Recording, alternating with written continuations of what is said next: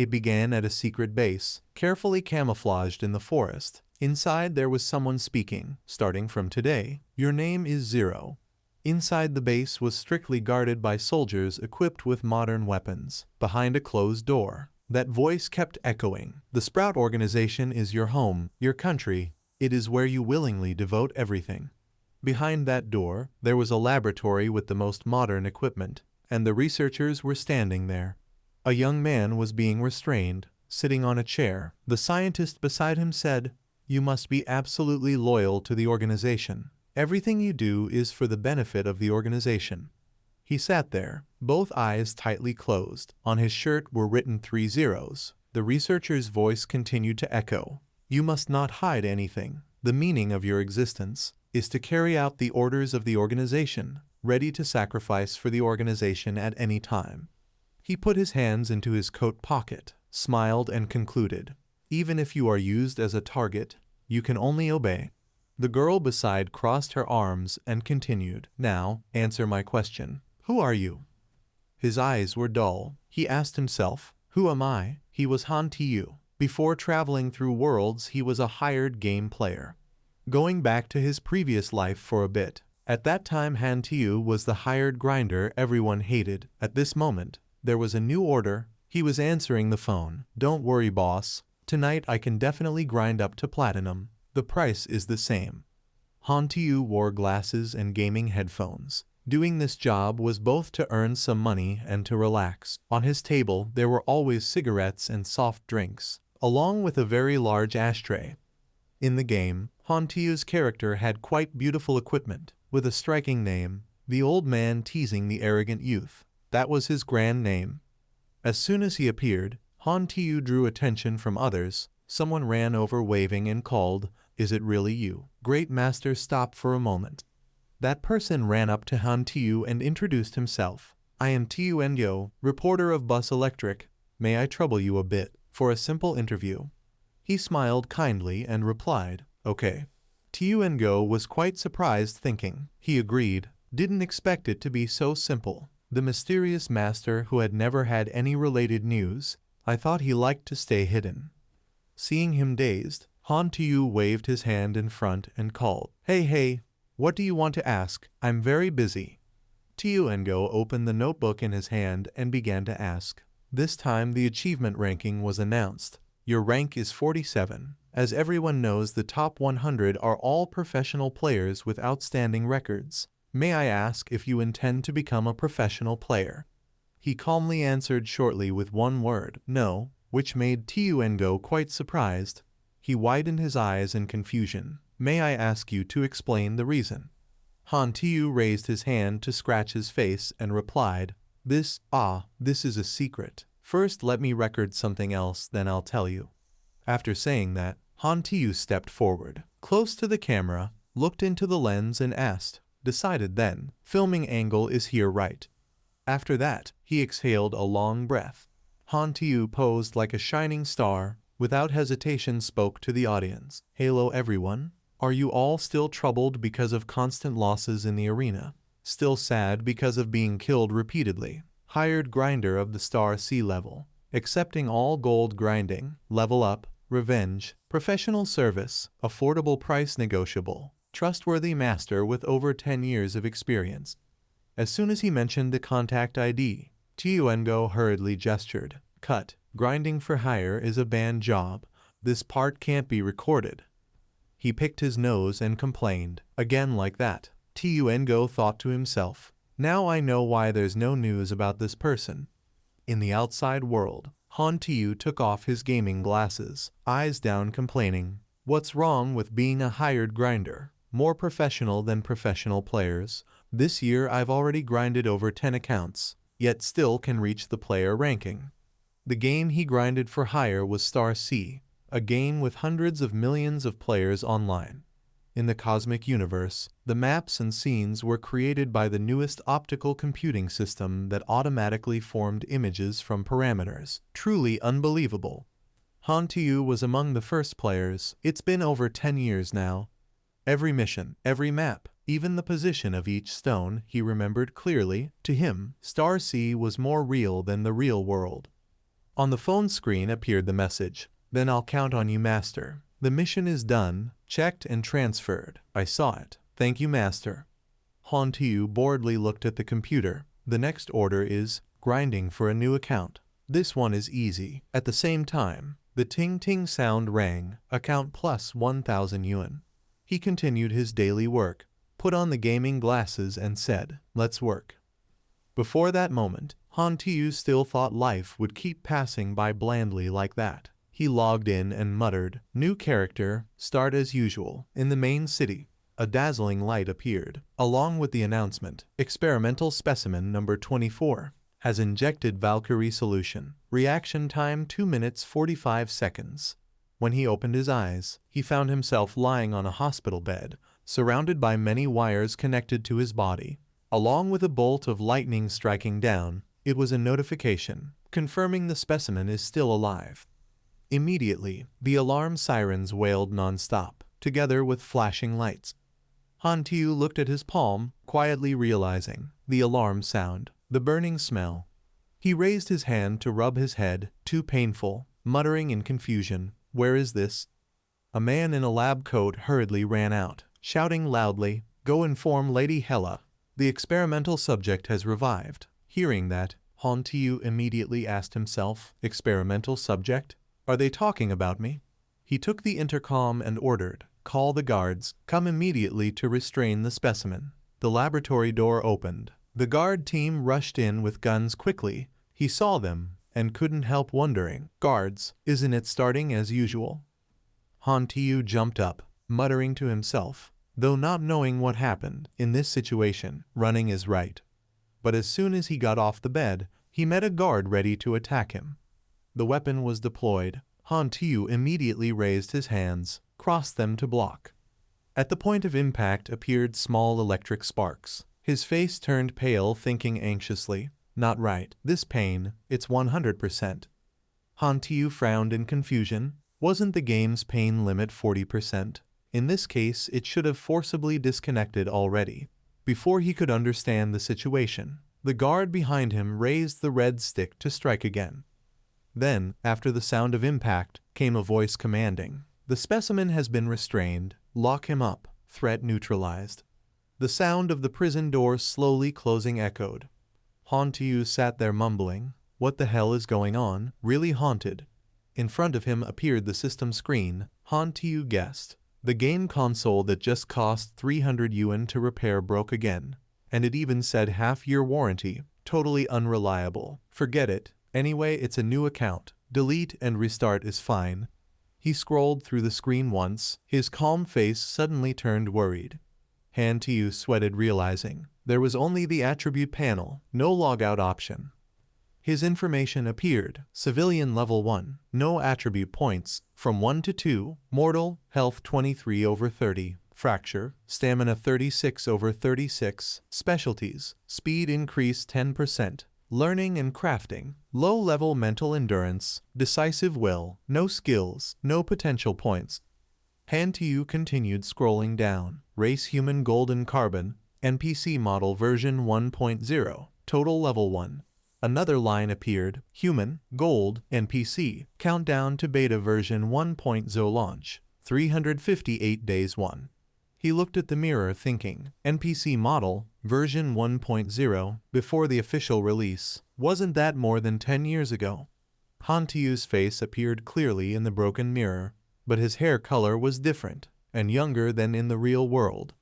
Han Tu stared blankly, voice trembling in confusion. The face of the character, exactly like mine, exactly. A thought appeared in his mind. Could it be that I have transmigrated into the game Star C? Some time later, the prison door slowly opened. Some people walked in, surprising Han Tu. A red-haired girl, accompanied by guards, she tilted her head and asked, "He is the living experimental body." Then she introduced herself, "I am Hela, the supervisor here. If you try to run again, I will kill you." He froze, realizing, Red Serpent Hela, the boss of version 1.0, who defeated countless newcomers, known as the threatening Big Sister. She ordered her subordinates, "Take him for blood tests. I want the report immediately." They raised their hands in salute. Then the guards forced Han Teo away. He recalled the past. Hela was a boss of the Blue Star Arena Challenge. Han Teo also realized other details, meaning the uniforms of these guards, no mistake. They are the Sprout organization. In the early version of the game, with his previous knowledge, he could already confirm the current scenario. It was the Valkyrie experiment, the first stage of the Super Soldier Project. Sprout was a terrorist organization that used all means to overthrow the government. According to the storyline, this body of Han Teo was an experimental material likely to be dissected or brainwashed, and finally sent to the battlefield as cannon fodder. He asked himself, what kind of transmigration is this? Such a tragic start. After the tests were done, a voice reported, blood examination shows no abnormalities. The man looked at him closely, assessing. Judging from his appearance, he may have passed the berserk phase.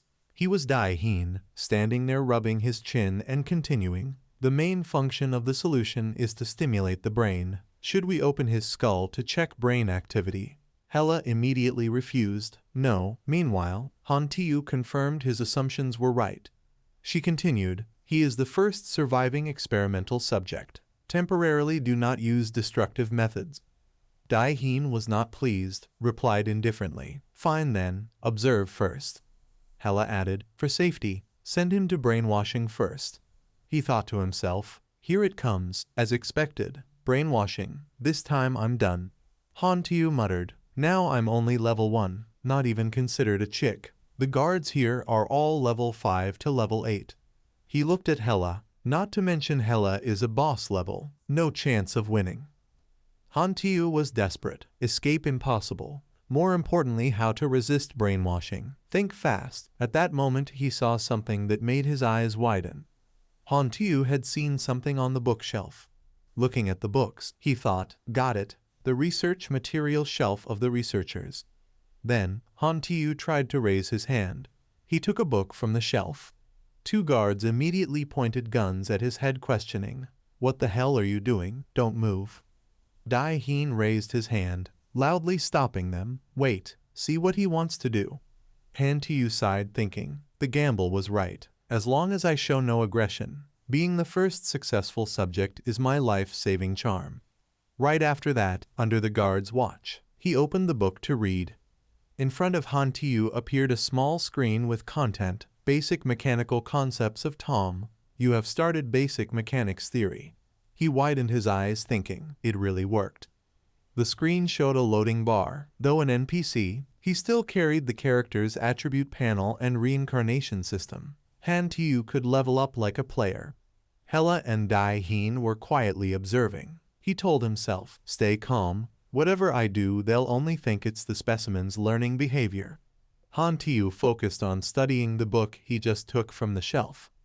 Dai Heen frowned, wondering, reading books, has the solution enhanced his learning ability? Hela replied, unexpected gain. If he is an agent with enhanced brain function, much more valuable than cannon fodder, is the brainwashing device ready? The guard reported, debugging complete, Lady Hela. Another guard ordered Han Teo, enough, follow me. Being dragged away, he tried to hold the book tightly thinking, just a little longer, almost done. The guard mocked, like reading so much. Stupid specimen. The struggle tore the book into pieces. The system announced, you have learned the basic knowledge of mechanic. The mechanic skill tree has been unlocked. Gained Novice Mechanic Level 1. Reward, Strength plus 10, Intelligence plus 1, Endurance plus 1, Free Attributes plus 2, Potential Points plus 1, Skill Points plus 2. At that moment Han Teo finally felt relieved. Made it in time. He hid a satisfied smile and snorted coldly. Then they moved him to another laboratory. On the screen appeared 2 brain hemispheres. Han Teo was tied to the chair, devices connected to his head and neck. While he struggled, someone reported, brainwashing can begin, Miss Hela. Dai Heen smiled bitterly in regret. What a pity, such a good specimen. It would be a shame if ruined. Hela, before brainwashing can't I dissect him first? Hearing that, Han Teo thought, he likes my brain that much. What a pervert. Hela stood there commanding, don't waste words, loyalty first, start quickly. He paused silently. then agreed, fine, sooner or later he's mine anyway. Dai-Heen pushed the control lever up and said, good luck to you. Immediately electric current attacked his brain, making Han Tiu tightly shut his eyes and grimace in pain. While he struggled and screamed, a system voice reminded, danger, you are being brainwashed, start judgment, intelligence 5, low-level mental endurance +3, your willpower 8, will insufficient, after 155 brainwashing completed. Han Tiu's hands were locked on the chair, he thought. To resist brainwashing need 10 willpower points, just leveled up and already useful. Immediately he assigned 2 free points to intelligence. Now perform judgment again. Han Tiu gritted his teeth, eyes wide open, urging silently, hurry up. The system immediately announced again, intelligence 7, low-level mental endurance +3, your willpower is 10. Finally it passed. It announced, you have resisted the brainwashing this time. After everything ended, his appearance was messy. Han Tiu felt relieved. Too dangerous, luckily avoided it, next just need to act along with them. Seeing the two approaching him, Han Tiu told himself, time to test my acting skill. Hela leaned close to his face to check post-brainwashing condition. Then she whispered, from now on, your name is Zero. Hela continued murmuring into his ear, the Sprout organization is your home, your country, the place you willingly dedicate everything. You are absolutely loyal to the organization. Her sensual body made him a bit nervous inside. Too close, this truly isn't a game, but reality. Red Serpent Hela, from this distance, so beautiful, to think. I used to kill her so many times in dungeons. Hela's voice still murmured beside his ear. The meaning of your existence is to carry out the orders of the organization. Be mentally prepared to sacrifice for it anytime. Han Tiu slightly froze, reminding himself, wait, what am I thinking? Standing between life and death. Don't look, don't move, endure, don't reveal a flaw. Finally, Hela concluded with one question. Now answer me, who are you? Han Tiu tightly closed his eyes, not answering immediately. Seeing him silent, Dai-Heen worried, no reaction, failed, all procedures followed normally. At that moment his voice sounded, startling both of them. Han Tiu, with dull lifeless eyes, fully acting as brainwashed, answered the question, I am Zero. Dai-Heen calmly explained, the Valkyrie solution has enhanced Zero's learning ability already. The after effect might be a weak emotional communication ability. Hela replied disappointedly, seems the experiment is not perfect. He immediately refuted, you are wrong. This is the perfect result. A shield needs no emotion. Han Tiu listened to their conversation and secretly thought, you want me to be a shield, dream on. Hela ordered the subordinate behind, take him to rest. The subordinate replied awkwardly, about that. The restroom for the experimental subject is not ready yet. She calmly walked away and said softly, then take him to my room. The leader assigned him under my responsibility. The subordinate obeyed, understood. Han Tiu suspiciously asked himself, wait, to her room. What does she want? No, I am a decent man, don't think nonsense. Han Tiu was taken to the room. He looked around thinking, staying together with a beautiful woman in such a small room, just thinking about it is somehow exciting. Hela on one side was still on the phone, seriously reporting, leader, the situation of Zero has stabilized. The voice on the other side sounded, the brainwashing completed. She continued, I personally supervised it. There will be no problem. What arrangement do you have for Zero? The deep voice responded, the purpose of the Valkyrie experiment is to cultivate soldiers, train him. She suddenly lowered her voice, I want to see my sister. Han Tiu lowered his eyes thinking, sister, that's right, she still has a younger sister. The voice immediately warned, our deal was not like that. I have given you the authority to meet once every 2 months. Do not cross the line. The cold sound of hanging up made Hela's hands tremble endlessly. He looked at her with a bit of pity. Hela angrily punched the wall hard. Han Tiu was startled, scared to death, almost forgot. He awkwardly muttered to himself, this beautiful woman is a real demon. Han Tiu saw her take off her outer weapons, startled, wait. He blushed and froze for a moment. Watching Hela remove each piece of equipment, Han Tu panicked. Sister, what are you doing? Her eyes looked toward him.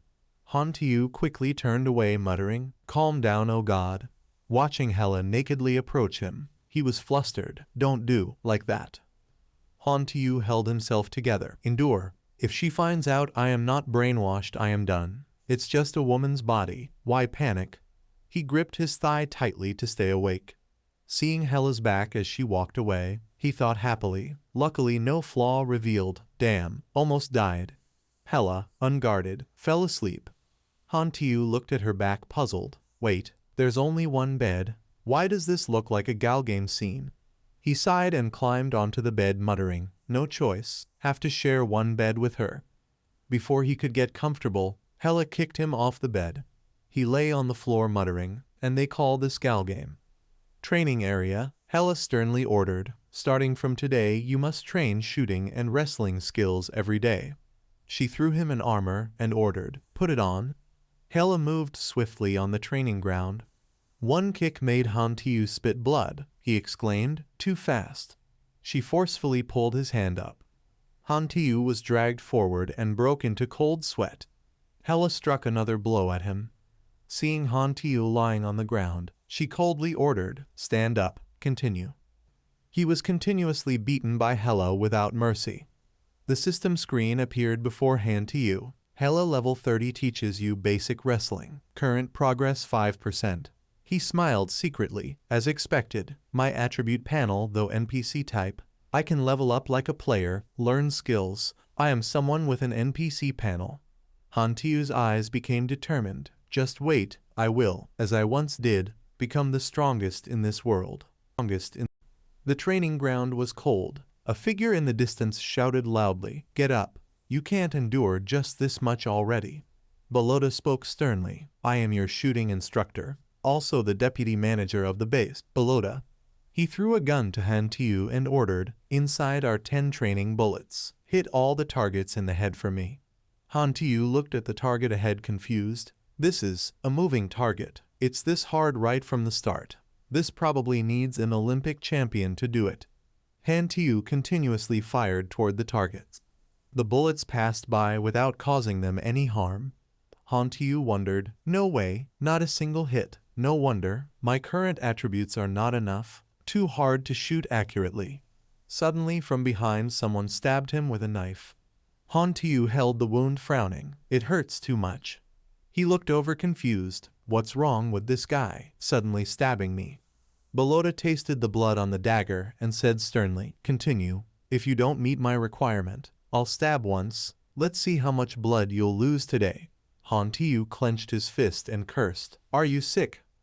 He painfully muttered to himself. No, if I fight now I can't win. I'm an NPC now. Can't revive. Only one life. Han Tu gritted his teeth, enduring it. For the future I can only endure now. Balota provocatively raised his voice. Missed again. My knife is ready. Han Tu coldly cursed him inside. Laugh now. Later you'll cry. Seeing him cut into Han Tu's flesh without mercy, Dai Heen sighed. Such a good experimental subject. He said disdainfully. Balota doesn't know how to cherish at all. Better let me dissect and research him. Hela, standing nearby, reminded. The organization won't agree to your request. Dai Heen looked at her and smiled smugly. After the organization extracts all his value, they'll put him on my table eventually. I created him. He belongs to me. Han Tu heavily returned to Hela's room. She calmly sat to one side and said, Back already. Today your performance was poor. Han Tu looked at Hela thoughtfully. This interrogation atmosphere. She won't stab me too, right? Hela stood up and ordered. Follow me. Han Tu panicked. Damn. Feels like something bad. And also, miss, can you wear something proper, please? The bathtub above was full of water. Hela said sternly, Take off your clothes. Han Tu looked over in panic. Wait, bathing together. You're too hasty, lady. She looked at him annoyed and scolded. What are you dazing for? Even such a simple order you can't carry out. He began taking off his clothes nervously. Damn, this is not another test, right? You're really cunning. Watching Hela approach to check his wound, Han Tu screamed in his heart. I'm still a virgin. Her hand moved over his body, making him flustered. Doing this is so wrong, lady. Who can endure this? Hella sighed helplessly, like a coward. Han Tiu's face showed no expression. She held his hand, then led him into the tub, softly advising, if you want to live, work harder. Otherwise, when the organization sees no value in you, giving you to Dai Heen for dissection is only a matter of time. Han Tiu smiled secretly inside, wanting to dissect me. Not that easy. Hella pushed him strongly. Han Tiu fell into the tub by inertia. She turned and walked out calmly saying, this is medicine for the wound, soak for 1 hour. By tomorrow the wounds should heal. Han Tiu felt a bit disappointed. What? I thought we would bathe together. Hella looked at him and reminded, take care of yourself. Han Tiu soaked in the tub thinking, of course I know. The charm of being the first successful experiment subject won't protect me for long. The budding organization will definitely continue creating new experimental bodies. He frowned firmly. Time is running out for me. I must seize the time to become stronger. Dai Heen and Hella walked along the corridor, speaking sternly. Tomorrow I will go ask the organization about dissecting number 0 again. This time there probably won't be a problem anymore. She frowned in confusion. Didn't the organization just reject it last week, telling you to wait a bit longer? He sneered at her. Keeping such trash like that for what? On the contrary, you seem to care too much about my experimental subject. Could it be you've developed feelings already? Hella immediately denied. That's impossible. Dai Heen walked ahead coldly reminding, then mind your own business. How I deal with my stuff is my freedom. Inside the room, Hella sternly warned, stop fiddling with that gun. She continued, that gun is broken, throw it away. Han Tiu looked at her in confusion. She frowned and said sharply, stop holding it like some treasure. Something that can't be used anymore is scrap. Scrap must be discarded. Then she coldly reminded him, if you still don't make progress, your end will be just like that gun. Han Tiu stammered, about that. The system screen appeared. You have completed repairing a mechanical item, basic level, perfection 69%, gained 35 experience. He spoke softly. I fixed it already. He thought to himself, not bad, even repairing things can give experience. Pity it's a bit little. If I could handle more machines it'd be great. Hella looked surprised. You fixed it. She then led him outside the base area. Hella held the gun seriously aiming forward. A gunshot echoed straight into the flock of flying birds. One unlucky bird was shot down by Hella in an instant.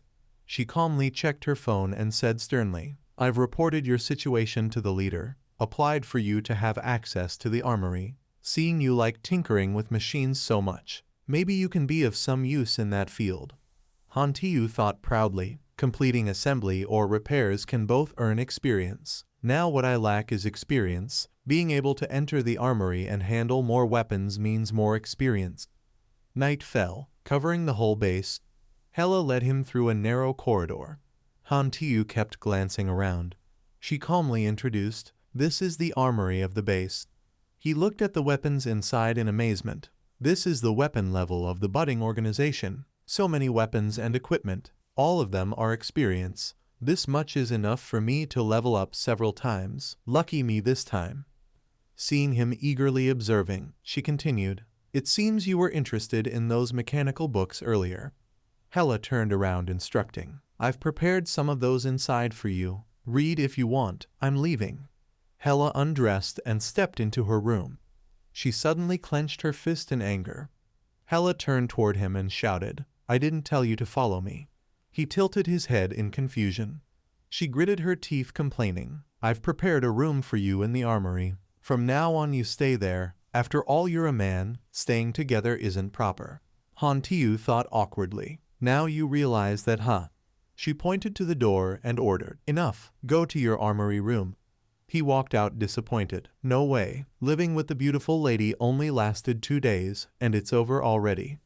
Hella seriously instructed, from now on every morning go to the training ground. I'll wait for you there. She suddenly called out and handed him a gun. Wait, this gun is for you. Han Tiu coldly took it. She added, since you repaired it, it's yours now. Watching his figure fade into the distance, Hella softly encouraged, hang in there. His footsteps suddenly stopped. Han Tu looked back puzzled. Hela turned and told him, "Keep living." Back in the armory, he continued repairing the equipment inside. The cold system screen displayed, "You have completed assembly, perfection 80%, gained 38 experience." It suddenly prompted, "Do you want to use 200 experience points to level up Mechanic Beginner?" Yes, no. Han Tu didn't hesitate and chose yes.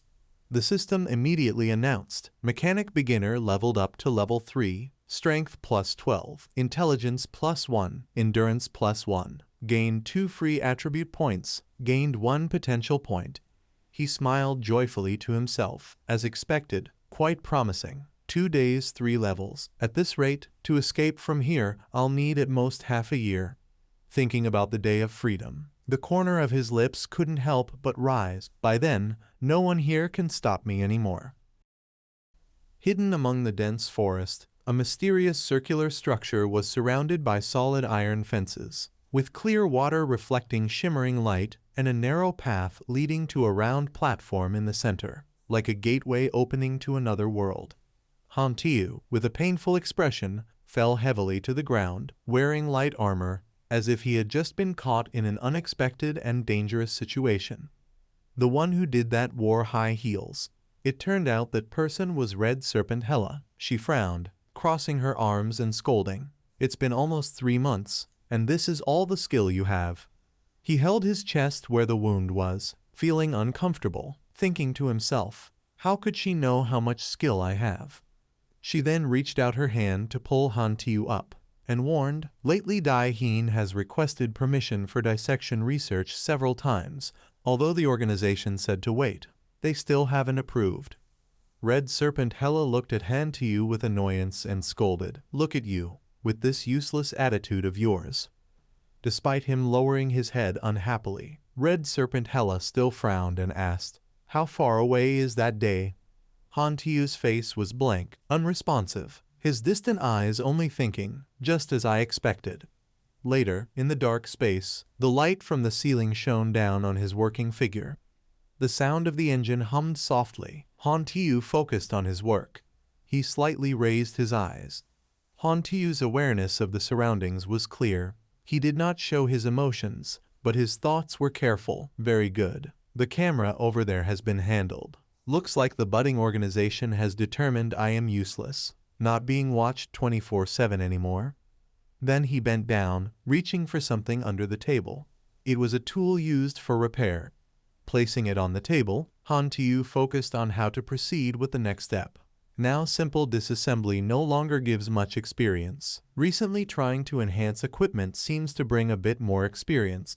Holding the gun in his hand, his movements were quick. While thinking about the recent events, after upgrading I still have to restore it to the original state.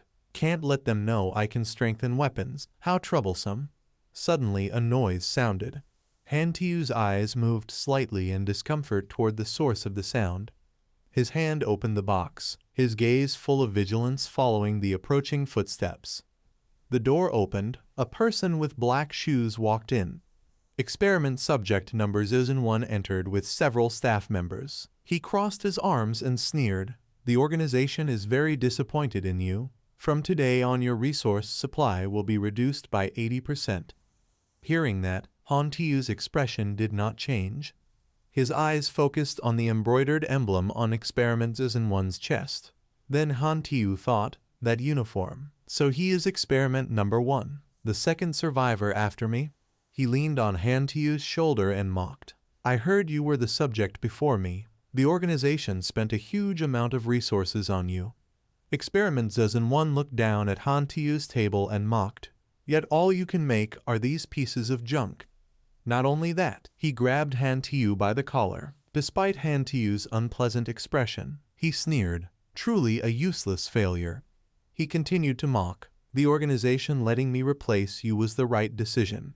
Hearing that, Han Tu thought, "He's completely brainwashed. The organization is his faith. There can be no conflict." Experiment 1 waved his hand, ordering the staff to carry Han Tu's belongings away. He commanded, "Take them." Watching his back, Han Tu only thought, Someone like him is the ideal outcome of the Valkyrie experiment. With combat talent, strong physique, can be quickly trained into an armed soldier. Outside, the staff passing by looked into Han Tiu's room with mocking eyes. One of them glanced over, speaking sarcastically, "Pathetic insect." He was referring to those moving Han Tiu's things, being taken away for experiments, turned into targets, and completely brainwashed, better off dead than that. After saying that, the one beside him reminded, "Stop talking." Feeling annoyed, he frowned and snapped, "What does it matter?" Standing outside the door, looking in, he leaned against the frame, ignoring the warning. After all, they've all been brainwashed anyway. Hearing those harsh words, Han Tiu frowned in irritation, thinking, they're all the same. The two looked in with challenging faces. His thoughts surfaced again. Their eyes from above looked down as if watching pets. After finishing his task, Experiment Zuzan 1 patted Han Tiu's head and sneered, "Bye, failed product." After they all left, he sat still there, his thoughts deep. To the budding organization, experiment subjects are only tools, only shields. His hands held a grenade, turning it over as he thought, "I'm curious too." Han Tiu's face showed satisfaction and confidence. His thoughts reflected clearly on his face. When the shields in your eyes kill you all until nothing is left, what expressions will you have then? Standing in front of the advanced screen displaying eye-catching image content, that was Belota. Dai Heen stood right next to Red Snake Hella. She spoke, "Leader, then number 0. The screen showed information with blue letters, transmitting audio information. Suddenly the screen echoed a voice, transmitting audio information. "Just do as he said. Approve dissection number 0 for research." Hearing that, Dai Heen's face revealed a clear smile. He touched his chest, then bowed down, responding, "Thank you." It turned out that advanced screen displayed a man of unclear form, and Dai Heen was very grateful. "My lord." Holding a knife in his hand, Belota laughed loudly when witnessing the scene in front of him. He, with a face without any change, emotionless voice, gently touched the blade and said, "Such an interesting toy I still have not played enough with. What a pity." The hands of Red Snake Hella dropped down. Then she clenched her palms, trembling. She could not answer any word. Her eyes shone with sadness, as if feeling something unpleasant that she could not resist. Later, in that arena, there were two strange figures fighting each other. It was Han Tiu. His posture entered the fighting stance, his face thoughtful, thinking tactics in his head, not right. His opponent was Red Snake Hella. She struck a painful blow right in the middle of his stomach, shouting loudly. Because of too much pain, he reflexively blinked, then thought secretly, "This demon woman, why is she so crazy today?" She only strained her neck to order him, defend, counterattack. Preparing her posture, she raised her hand. This time was into his face, making Han Tiu unable to react in time. One blow turned his face over. Not having time to rest after that hit, Red Snake Heller raised her leg, preparing another strike stronger than the previous two. And just as expected, this strike made him fall to the ground. His thought showed clearly on his face, "It hurts too much. I didn't defend her, did I?" Receiving that blow, Han Tiu spat blood. Seeing that situation, Red Snake Hella ordered, "Fight back, attack. Haven't you eaten? Hit here." Standing up to continue fighting, he felt really confused. Normally, whether good or bad, she would let me rest.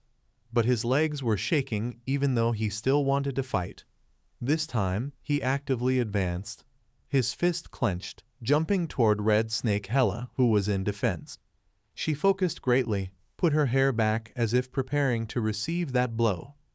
She not only blocked it, but also pulled his arm, pulling him hard and directing, such a weak fist. Then she slammed hard, making Han Tiu fly hundreds of meters away. She shouted loudly, "Is this the awakening you want to keep living?" Because of the strong slam, he hit his face on the ground and his back hit the wall hard. Not stopping there, she continued to grab his collar. Hella was ready to strike again, although Han Tiu pretended to faint. He was terrified, not again, still hitting. He gritted his teeth, looking at her with resentful eyes. His thought rose with fear, "Hit again and I will die." Seeing that misery, she showed boredom. He begged, "Stop." Witnessing that, she not only mocked, but also stabbed deeper into him. "Ridiculous. Yet I still expected something from you." She was also tired, ordered to stop. "That's enough. Sleep well tonight. Tomorrow no need to come again." Somewhat not understanding, Han Tiu appeared confused. The words of Red Snake Hela gradually saddened. "After all, tomorrow." She suddenly turned away, though he lay exhausted on the arena floor, saying, "You also were dissected." Sadness showed clearly in her words. In the end, nothing could be changed. It turned out, he was only pretending to faint, his eyes full of thoughts after hearing those words. But his face showed no change, only thinking silently. This day really came. No wonder Hela was so angry today, not bearing to see me dissected by Dai Heen, so she beat me half to death like that. This woman is truly strange. Forcing himself to sit up after taking those blows. For half a year, the only person who truly treated me like a human was this demon woman. Gradually, he truly thought. Others only saw me as a target to block attacks. Blood covered his body, abusing me, tormenting me. Because the experimental body did not resist, they felt it was natural. That figure seemed to be empowered. But I remember every drop of fresh blood spraying out. If so, wiping blood on his lips, Han Tiu smiled challengingly and with satisfaction. "Want me to die, huh?" In the past, he recalled the time when he was alone with piles of things those guys considered useless. This was the accumulation of half a year equivalent to a month in the real world. Under the premise of no mission, no fighting monsters. This effect was quite good before. Experience points appeared and increased significantly. Stored experience points in front of him, 600,000. Do you want to level up? Yes, no, only mechanics under limited conditions could create such rich experience.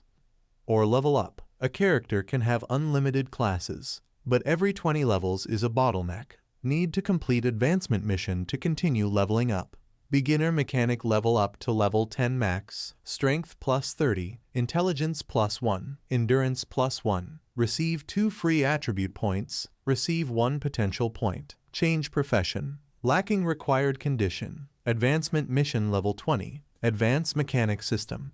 Looking at that information, his eyes were thoughtful. Total level max will follow version update unlock. Version 1.0 max level is 60. But however, he still gambled. His attribute panel did not have total level max, which meant level up level 9, transformation, level up level 10 max, basic mechanic interaction, level up level 3, basic combat, level up level 6, obtain new skill capture, basic shooting level up level 6, obtain new skill precise long range shot, current total level 20, current level limit 0, I can have strength greater than players. His hands moved quickly. Next was to gamble on the blueprint. The blueprint is the construction plan for machine creation of the mechanic system. Creating blueprints is the most important ability of the mechanic system. That blue screen moved according to his calculation. 60 kinds of knowledge combined with countless combinations. Each combination needed to contain many blueprints, but each fusion only researched one of them. Some blueprints even contained pre-preparation requirements, so it was very difficult to determine how many blueprints one combination could research. And he had made a decision. The fusion experience of similar combinations would continuously accumulate.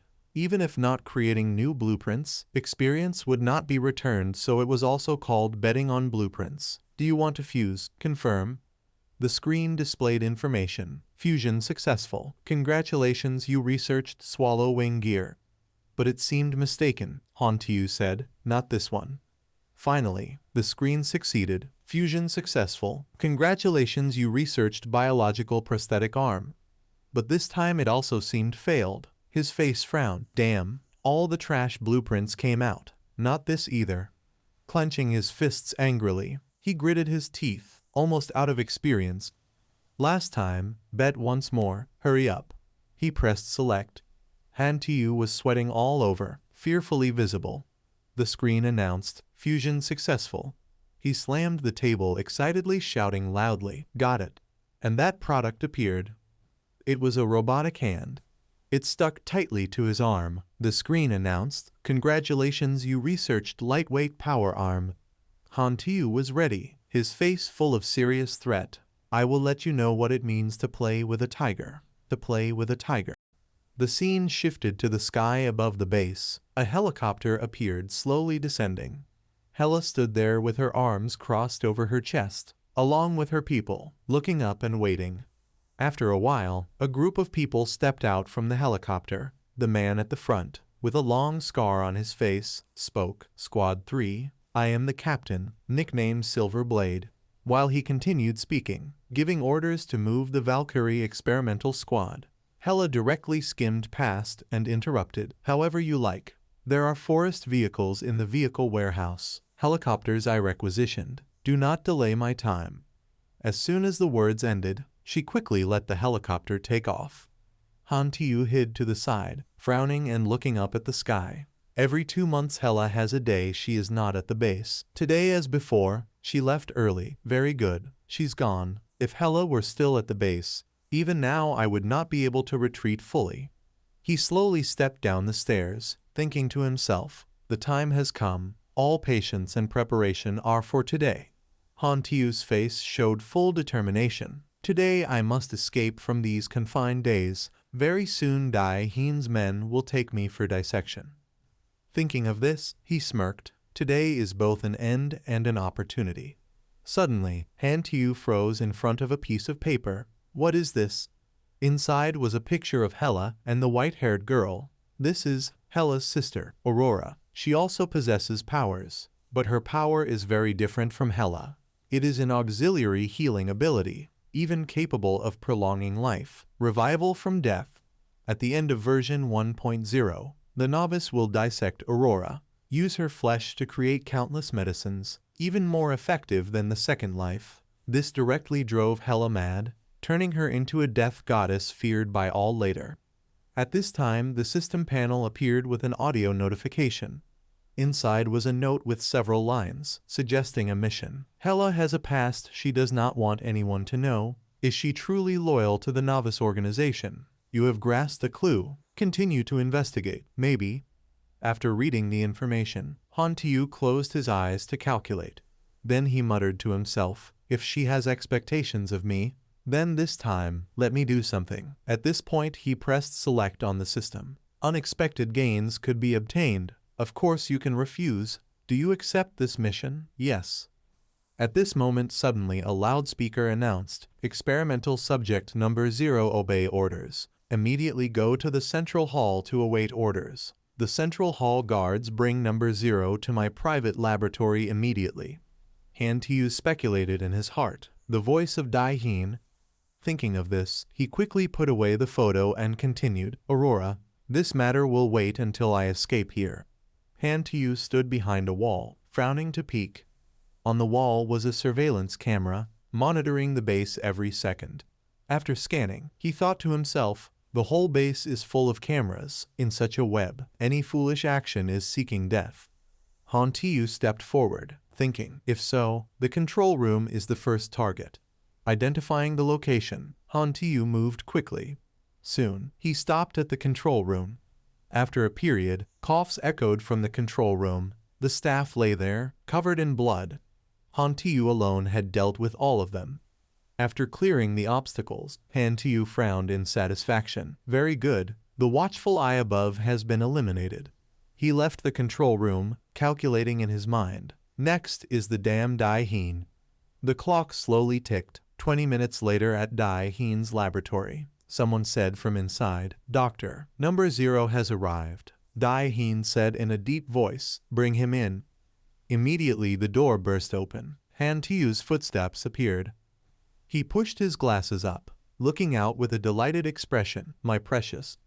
Dai Heen turned and waved his hand. Finally he arrived. Just need to dissect him to study why he is different from the other experimental subjects. After I extract his value, his body will qualify as my specimen. He raised his hand to the pile of surgical tools, sighing, the first experimental subject has so much commemorative meaning. While he turned, Han Tiu had already defeated the soldier who led him and threw the body to the ground. Dai Heen flinched, turning around, his face showing some astonishment at the strange point. He looked down at the body on the ground and shouted, "Dead. The guard is dead. Impossible. How could a brainwashed experimental subject know how to kill?" Han Tiu raised his hand to salute him, tilting his head with a dangerous smile. Dai Heen frowned cautiously. "What's going on?" Nothing happened in half a year. Before he could understand, Han Tiu's knife had already stabbed towards him. Dai Heen gritted his teeth in confusion, only managed to utter one word, "Damn." At this moment, a red blood splatter shot into the air. With his speed, Han Tiu had at some point stabbed the knife straight into his chest. Dai Heen's eyes widened in shock, only able to say the last word, "Yui."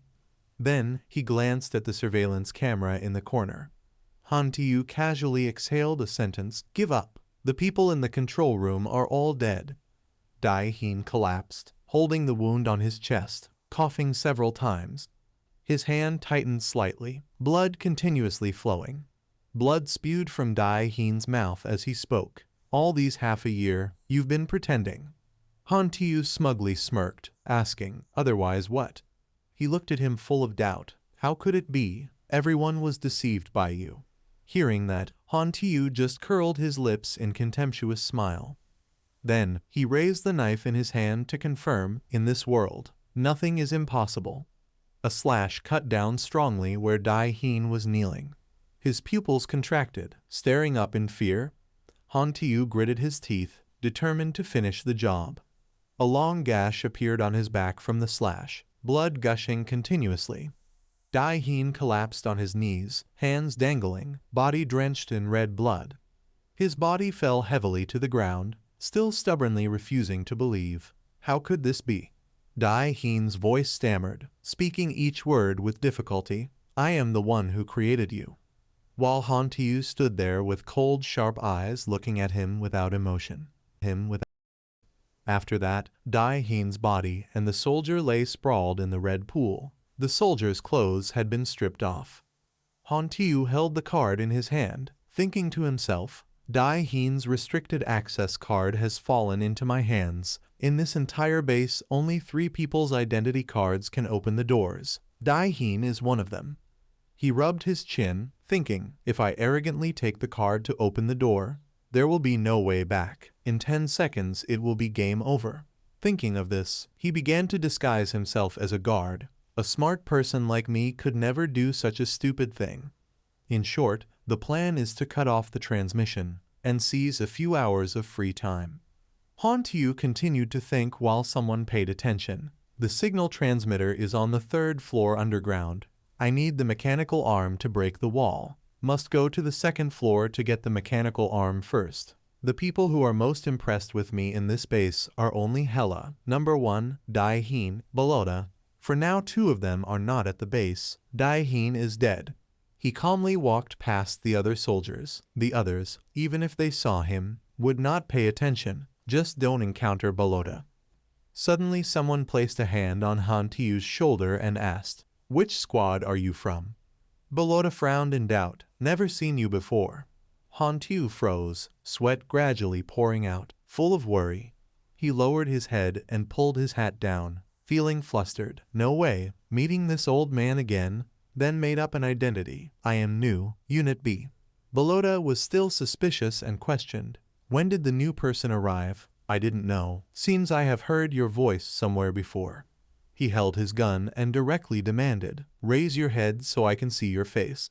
Han Tiu clicked his tongue, tightly holding the knife handle, thinking, troublesome, was going to use Plan B. He asked again, "What are you saying?" Immediately Han Tiu raised the weapon and attacked him, shouting, "I've always wanted to tell you, you bastard should see a psychologist." Balota quickly used his hand to block, one hand taking out his gun. He recognized the person in front of him, exclaimed, "Number 0. The soldier standing there saw the conflict and immediately ordered his comrades to fire. Bullets were fired. Han Tiu moved rapidly, thinking, "In 2 seconds I can reach the machinery improvement room." While throwing a punch, he calculated the time. Balota needs 3.7 seconds to catch up. The soldiers attacked by Han Tiu fell onto each other. Then, he quickly jumped up to escape. Han Tiu continuously calculated the route. 3 guards in 4.2 seconds cannot threaten him. Reinforcement time needs 25 to 35 seconds. Han Tiu took advantage of the automatic door opening and rushed in. The next second, the door was closed tightly. Balota held his pistol firmly and stepped forward, confirming, "If you choose to hide in the room, you're as good as dead." He stood there evaluating Han Tiu, too weak. Suddenly, bricks and stones cracked from the ceiling and fell down. The door of the previous room sprayed out air and slowly opened. Balota frowned, looking over with a confused expression. A source of light appeared inside, extremely dazzling.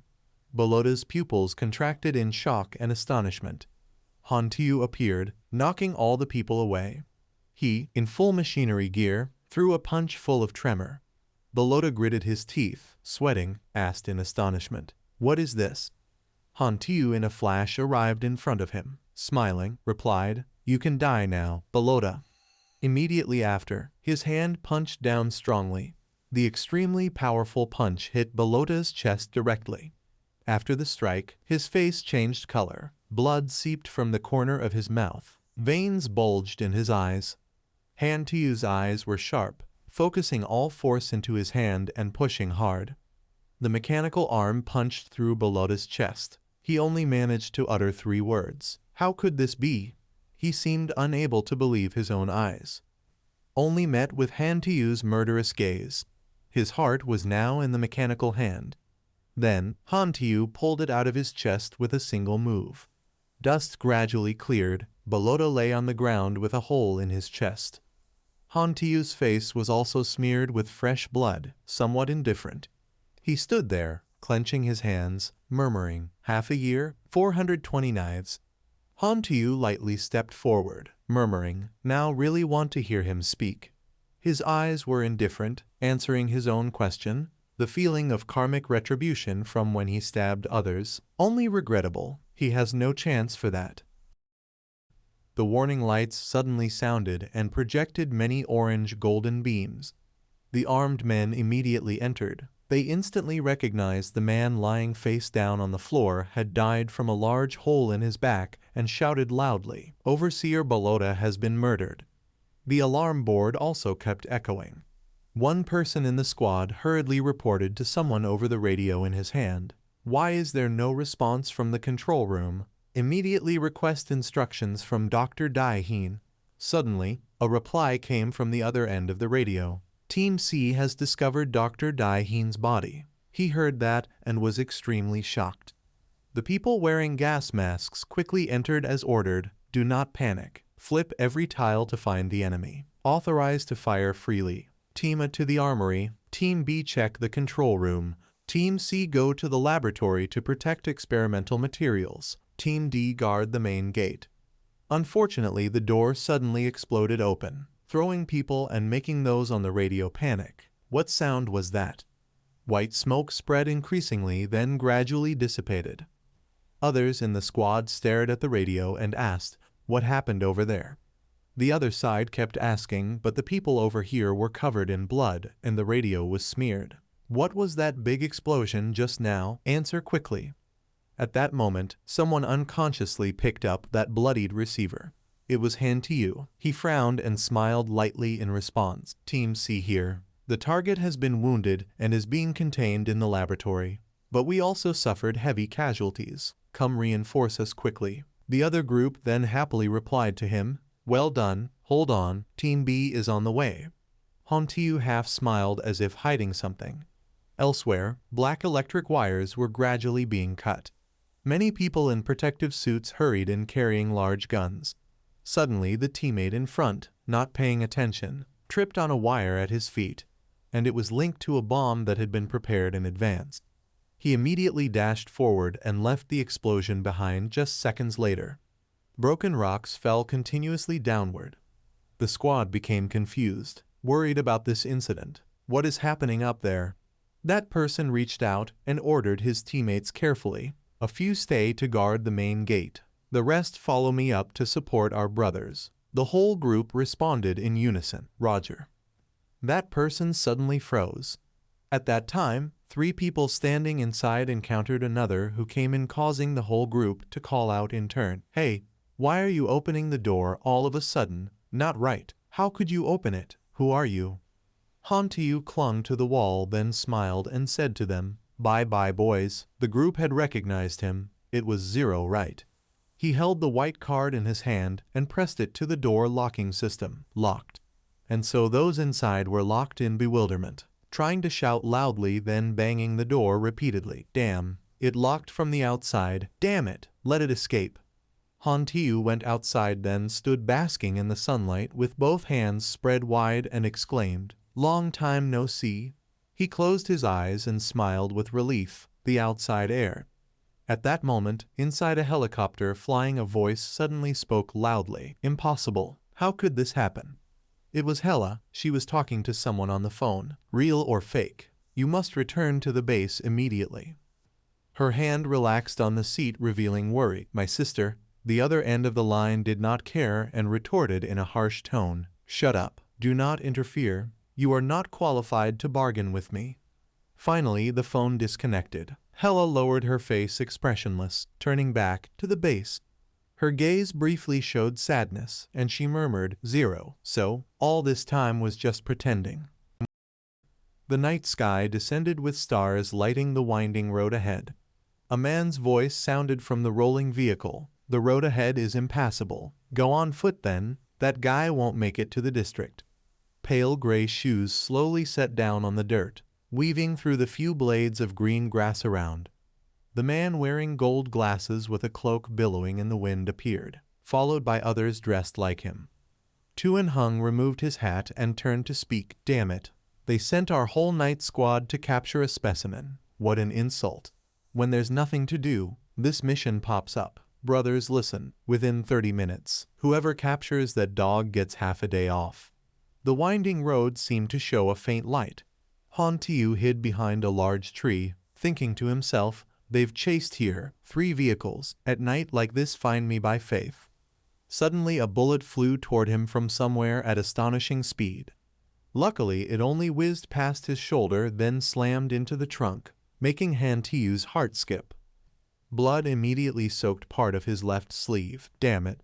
There's a sniper. If there's a sniper, then surely there's an infrared scope. Long-range combat isn't my specialty.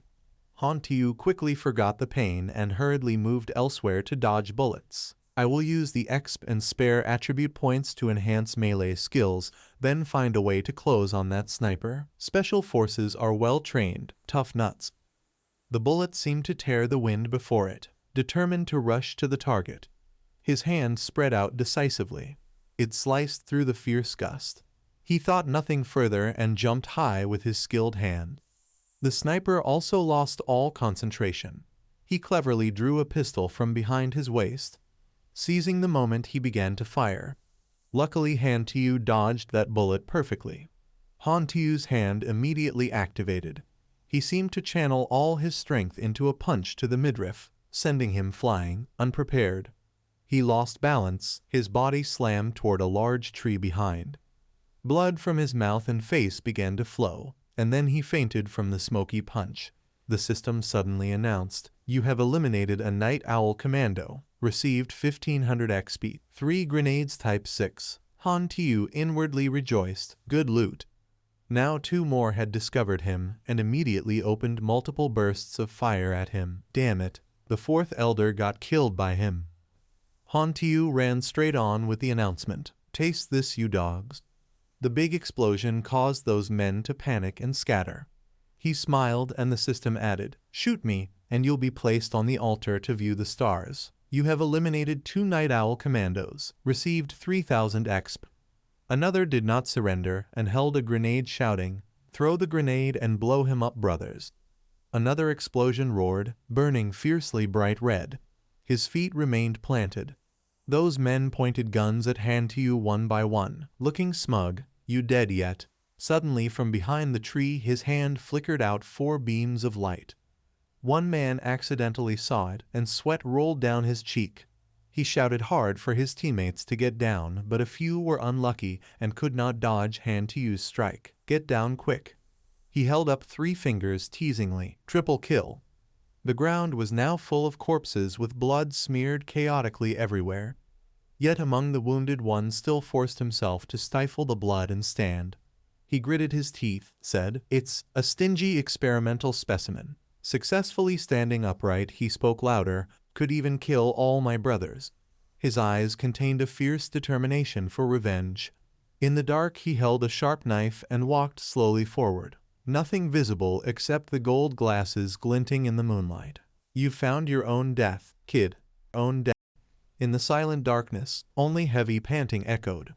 Han Tiu leaned against the trunk of the ancient tree, sweat soaking his temples, his bright eyes continuously scanning the surroundings. Then he looked down at his assistive arm, checking and finding it had less than 10% durability left. Uneasy in his heart, the bullets were exhausted, the gear was about to break, the energy in his body was almost drained. If entangled any longer, he would surely die. There was only one path: rapid strike, rapid victory. Just then, he heard a sound tearing through the quiet. Han Tiu's whole body tensed like a drawn bow. From the direction he had fled a shadow lunged, cloak flapping violently in the night wind. In his hand, a cold blade flashed silver, shining bright under the moon, like the fangs and claws of a beast locking onto prey. The silver blade shouted, along with the whistling wind, "Go die." He dove, the blade cutting a deadly arc through the air.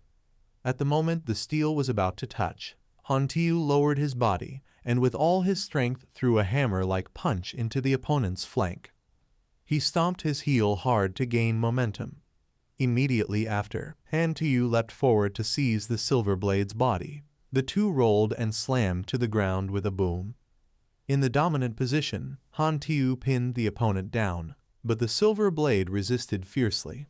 He curled his leg and mustered force to kick viciously into Han Tiu's abdomen. The impact like a hammer struck his organs, causing Han Tiu to arch backward. His body hurled into the air. Han Tiu's body was flung and slammed hard into the tree behind him. A fierce pain surged, making him grit his teeth to endure, a chill passing through his mind. This guy is formidable. Opposite, the silver blade was also exhausted, propping one hand on the ground, breathing uneven. Then that hand unconsciously clenched. His shoulders trembled, his head bowed close to the ground, his voice hoarse with hatred. "Because of my arrogance, my brothers had to die in vain. Things have come to this. I no longer want to live alone in this world." He roared, reached for the fallen knife nearby. The steel flashed savagely. The silver blade sprang up, murderous intent billowing, his eyes bloodshot. "But before that, by my hand, I will send you to hell." He charged like an uncontrolled wild beast, cloak fluttering in the night wind. The cold blade in his hand flashed fiercely, cutting a death line, then slashing down hard, aiming straight at Han Tiu. In the life or death instant, Han Tiu growled softly, his broken mechanical arm immediately raised to block the blow. The blade embedded deep into the steel, sparks crackled, the electronic circuits trembled and flickered. The silver blade gritted his teeth, pulling with all his strength, but in vain. Damn, stuck. While he still struggled, a deadly premonition hit. Cold sweat poured down his back. Han Tiu's giant mechanical arm suddenly jerked hard and swung up. Immediately after, a hammer-like fist smashed down on his face. The silver blade flipped back, collapsed motionless. Before Han Tiu, the system interface flared. "You have defeated the Night Owl Squad leader. Received 3000 exp." Han Tiu panted, sweat streaming, his heart still racing in his chest. But the next notification made him stiffen. The durability of the assistive arm dropped to 0%. The equipment was broken. He frowned, looking at the mechanical arm shattered into scrap metal. "It's broken. Luckily I saved its blueprint. Later just gather parts to rebuild it." Looking up across the dark forest, Han Tiu slightly frowned. "This place cannot be stayed in long. The budding organization will quickly chase here. The mountains and forests are vast, while my heart is bewildered, not knowing where to go." He inhaled deeply and decided, whatever, first find a place with people, get a detailed map, then plan. In the budding organization's hall, dim light fell on the long table at the center. Dozens of pairs of eyes focused on it. The atmosphere so thick it could choke breath. A roar of anger rang, like thunder in the sealed room. Damn it. The person at the center slammed the table, his voice hoarse with fury. A failed specimen could kill 30 fully armed guards, destroy all experimental materials, wipe out an elite night owl squad, and cause us to lose Daiheen. The leader wore a mask, and the anger gushing from his body pressed down on the whole room. He ground out each word, contemptuous. Kill people and burn houses, then prance away. Are you telling me fairy tales? A subordinate panicked and bowed deeply, stammering, according to our analysis, the Valkyrie experiment caused mutations in Zero's body beyond our expectations, and the ability he gained is not what we thought. Not only talent in machinery, but he also obtained very high IQ. The leader snorted coldly, the eyes behind the mask flashing with glacial light. You mean brainwashing has no effect on him, right? The subordinate trembled, voice lowering. I fear so. Zero's performance in the 6 months after the experiment, 90% was an act. From the start he planned to escape. The atmosphere grew tenser. Hella added, I am the one who knows Zero's combat ability best. It couldn't be that in just a few days he suddenly became so strong. He may have awakened a peculiar function. Hella's words fell like oil on fire. A spark ignited in the leader. Enough. Speculation. Possible. I don't want to hear this nonsense. He leaned back in his chair, clenched his fist, teeth gritted, his voice rasping command. Suspend all experiments until the potential hazards in the Valkyrie solution are found, and re-brainwash all current specimens again. I don't want another Zero to appear. The room suffocated. Number One's face flushed with agitation. In his heart he cried, extremely furious. Even my loyalty you suspect. Battle fervor rose, and he immediately stepped forward, voice harsh. The subordinates expressed desire to lead the brothers to hunt down Zero. The words like a wave making everyone behind immediately stand at attention, spirits high. Koi Lang smiled coldly, then leisurely lit a cigarette and replied, good, bring Zero here for me, alive or dead. The scene shifts to a lush green forest, shaded by trees, sunlight only able to filter through the dense leaves. In that silent space, a thin wisp of smoke rises, spreading a thick fragrant scent. On the small fire, the chicken is roasted golden brown, fat dripping with a sizzle, giving off a flavor that makes a hungry stomach even more growl. Hantiru holds the hot chicken in his hand, tearing the meat while sighing in boredom. Has been walking in the forest for 7 days. There is no food or sweet drinks, so bored. Luckily the wound is not infected. It seems adding to endurance points was the right decision. Very quickly, the chicken has been almost entirely devoured by him. While eating, Hantiru mutters full of doubt, after all, when will I be able to get out of this forest? I am not Bear Grylls. Living in the wild for so long might turn me into an idiot. Must quickly find a place with people. That thought has not finished. His foot suddenly stumbles on a large rope strung under the bushes. Hantiru immediately narrows his eyes, his whole body alert. In an instant, a huge trap snaps up. The rope net shoots through the air and tightens, covering his body in a blink. Hidden behind a large nearby tree, a hazy figure appears, holding a black gun tightly. The stranger approaches, pressing the gun muzzle against Hantiru. His voice hoarse and threatening, do not move. A cold, murderous glint flashes in T-1 has eyes, full of killing intent. He growls an order. Anything valuable on you hand over here. Hantiru is momentarily stunned, cannot help feeling puzzled. No way, being robbed by petty bandits in the jungle. Before thinking much, T-1 urgently shouts, what are you staring for? I am talking to you. At that moment, Hantiru suddenly lunges, his iron hand clamping tightly on T-1 has neck. Before he can cry out, a heavy punch comes down like a hammer. And then, without giving the opponent time to react, he pulls him forward, a thunderous punch delivering all his strength straight into the stomach.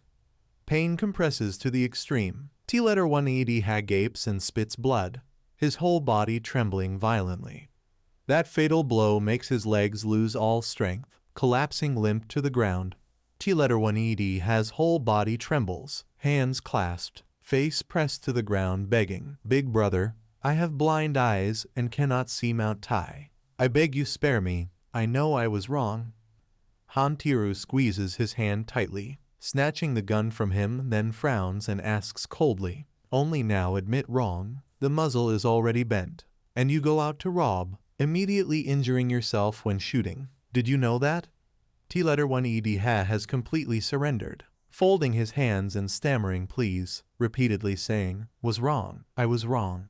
Seeing him flustered, Hantiru laughs mockingly, "Wrong where?" T-1ED lowers his head, pathetically cowardly, admits timidly, "I probably am." He stammers, trying to flatter, "I probably should have brought more than one other gun." This answer seems to displease Hantiru. "You damn kids still know how to joke." Sensing the situation urgent, T-1ED hurriedly turns to find an excuse to flee. "Big brother, if there is nothing else, I will crawl away myself. Cannot do other things, but I can crawl." But before leaving, a cold hand suddenly shoots out, grabbing his collar. Hantiru grabs T-1ED's collar tightly, voice cold as a knife threatening, "Trying to run with my trap net. Do you think I am that easy? Tell me, are there any towns or villages nearby?" Driven to the last resort, T-1ED trembles like a beached fish, tears streaming, crying and begging. "Yes, yes, 1 kilometer east from here there is a gang pretending to gather. I really know. Great sir, be magnanimous, spare my life." Hantiru swings his strong arm high, veins rolling under the skin like a taut steel cable, his hand clenched like pliers. By reflex, T-1ED closes his eyes in fear, his whole body shrinking, as if seeing death. But at the last second, that fist suddenly relaxes. Instead of a fatal punch, Hantiru casually swings his hand down, a cup hitting the middle of T-1ED's forehead. The sudden pain makes him dazed, his head lightly shaking. A few seconds later, when he regains consciousness and realizes he is still intact, T-1ED opens his bleary eyes wide, staring bewildered at Hantiru. Hantiru's face stern, his voice cold as ice. "I am not as magnanimous as you think. Now get out, and do not do evil anymore. Do." Following the instructions of the robber, Hantiru reached the gathering place of the fake bandits. This place looked no different from a small village in the forest. A few large tents set close together, and several military vehicles parked there. He calmly stepped in, walking around observing everywhere, eyes cautious but quite calm. At that moment, a merchant wearing a colorful floral shirt suddenly waved, grinning broadly, voice sweetened, "Friend, want to buy some supplies, quality goods now at a huge discount, barter absolutely for profit." Hearing that, Hantiru silently rejoiced. Barter, and fortunately they did not have much money. He quickly rummaged through his backpack, while searching replying, "I need a map, 3 liters of water, and 5 kilograms of food, dried meat, bread all fine." After a while of searching, Hantiru took out a small handful of about 7 bullets, holding them out and asking, "Is this enough payment?" The merchant Kello with thick beard glanced at the bullets, then curled his lips in disdain. "Only a few bullets." His eyes inadvertently glanced at Hantiru's large backpack, voice contemptuous, "Little brother, this little ammo probably will not be enough." Kello's eyes flashed with cunning. The corner of his mouth lifted into a forced smile. "At least 150 bullets." Hantiru angrily stared at Kello and criticized, "Are you asking for the sky-high price?" He casually rested his hands on his hips and admitted, "So what? Within 100 miles around here, there is only this supply point. If you have skill, then don't buy." While the tension rose, suddenly a long pipe tapped sharply on the head of the unscrupulous merchant, making him stunned with pain. Accompanied by a deep hoarse voice, calm yet full of authority, "Kello, you trick outsiders again. People going out are not easy. You should do fewer unethical things." He was startled, turning around in panic and shouted, "It is H-1ED3 HO-1EB1 NGTU-1EA5N. Kello's eyes flashed with a bit of fear, rubbing his aching head and grumbling, "I really struggled to get an order." The man named HO-1EB1 NGTU-1EA5N only smiled faintly. Then turned to Han Tiru, voice gentle. This one is an old, unscrupulous merchant. You must not trust him. Judging by your appearance, you have been in the forest a long time. Do not hesitate to come to my house to rest. Also convenient to eat something. The things you want are not very valuable. Wait a moment, I will give them to you. Han Tiru was slightly taken aback, briefly surprised by the frankness, then nodded slightly. All right, thank you. At the same time, he silently assessed. This person does not look like a bad man at first glance. Going with him is fine, even if he is bad. With my current strength, I do not need to fear. After that, the two of them left together. My house is just ahead. HO letter 1 EB1 NGTU letter 1 EA5N said with a smile, leading Han Tiru into a spacious, bright tent, arranged quite neatly. Inside, a woman was bringing a glass of water, approaching. HO letter 1 EB1 NGTU letter 1 EA5N cheerfully introduced. This is Anne, my wife. Han Tiru politely nodded in response. Hello, and smiled gently, voice soft. You are a guest of old H letter 183. Welcome. This is some food from home. Hope it suits your taste. Do not mind if it is not perfect. Soon, a sumptuous meal was set on the table. Seeing the hot dishes, Han Tiru opened his mouth in amazement, even swallowing hard. Truly could eat. Had not eaten rice for 3 days. Now the aroma was like heaven. He buried his head, devouring the food, praising continuously. Delicious, big brother H letter 183. You are really a good person. HO letter 1 EB1 NGTU letter 1 EA5N seeing this smiled with satisfaction. If you like, eat more. The goodwill between them kept increasing. Night fell. They sat around the dim light in the tent, talking. Han Tiru's eyes suddenly attracted to a gun placed beside HO letter 1 EB1 NGTU letter 1 EA5N. Curious asked, This gun of yours is not bad. Did you used to be a soldier? He picked it up, lightly touching the metal worn by years. Corners of his mouth slightly lifted, eyes with a hint of nostalgia. Yes, it has accompanied me to protect the country for many years. Han Tiru replied with admiration. You took good care of it.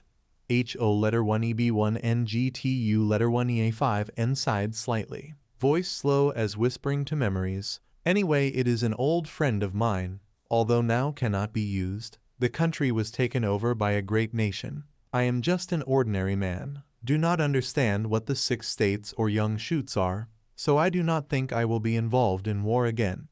Thinking of this, HO letter 1 EB1 NGTU letter 1 EA5N unconsciously softened his gaze, quietly looking at his gentle wife washing dishes in the kitchen corner. Then he looked across the small tent, where the warmth of family he had always wanted to preserve was. A calm smile slowly appeared, then spoke as if confessing to himself. Now I just want to live peacefully day by day. Turning to Han Tiru, HO letter 1 EB1 NGTU letter 1 EA5N's voice became calm.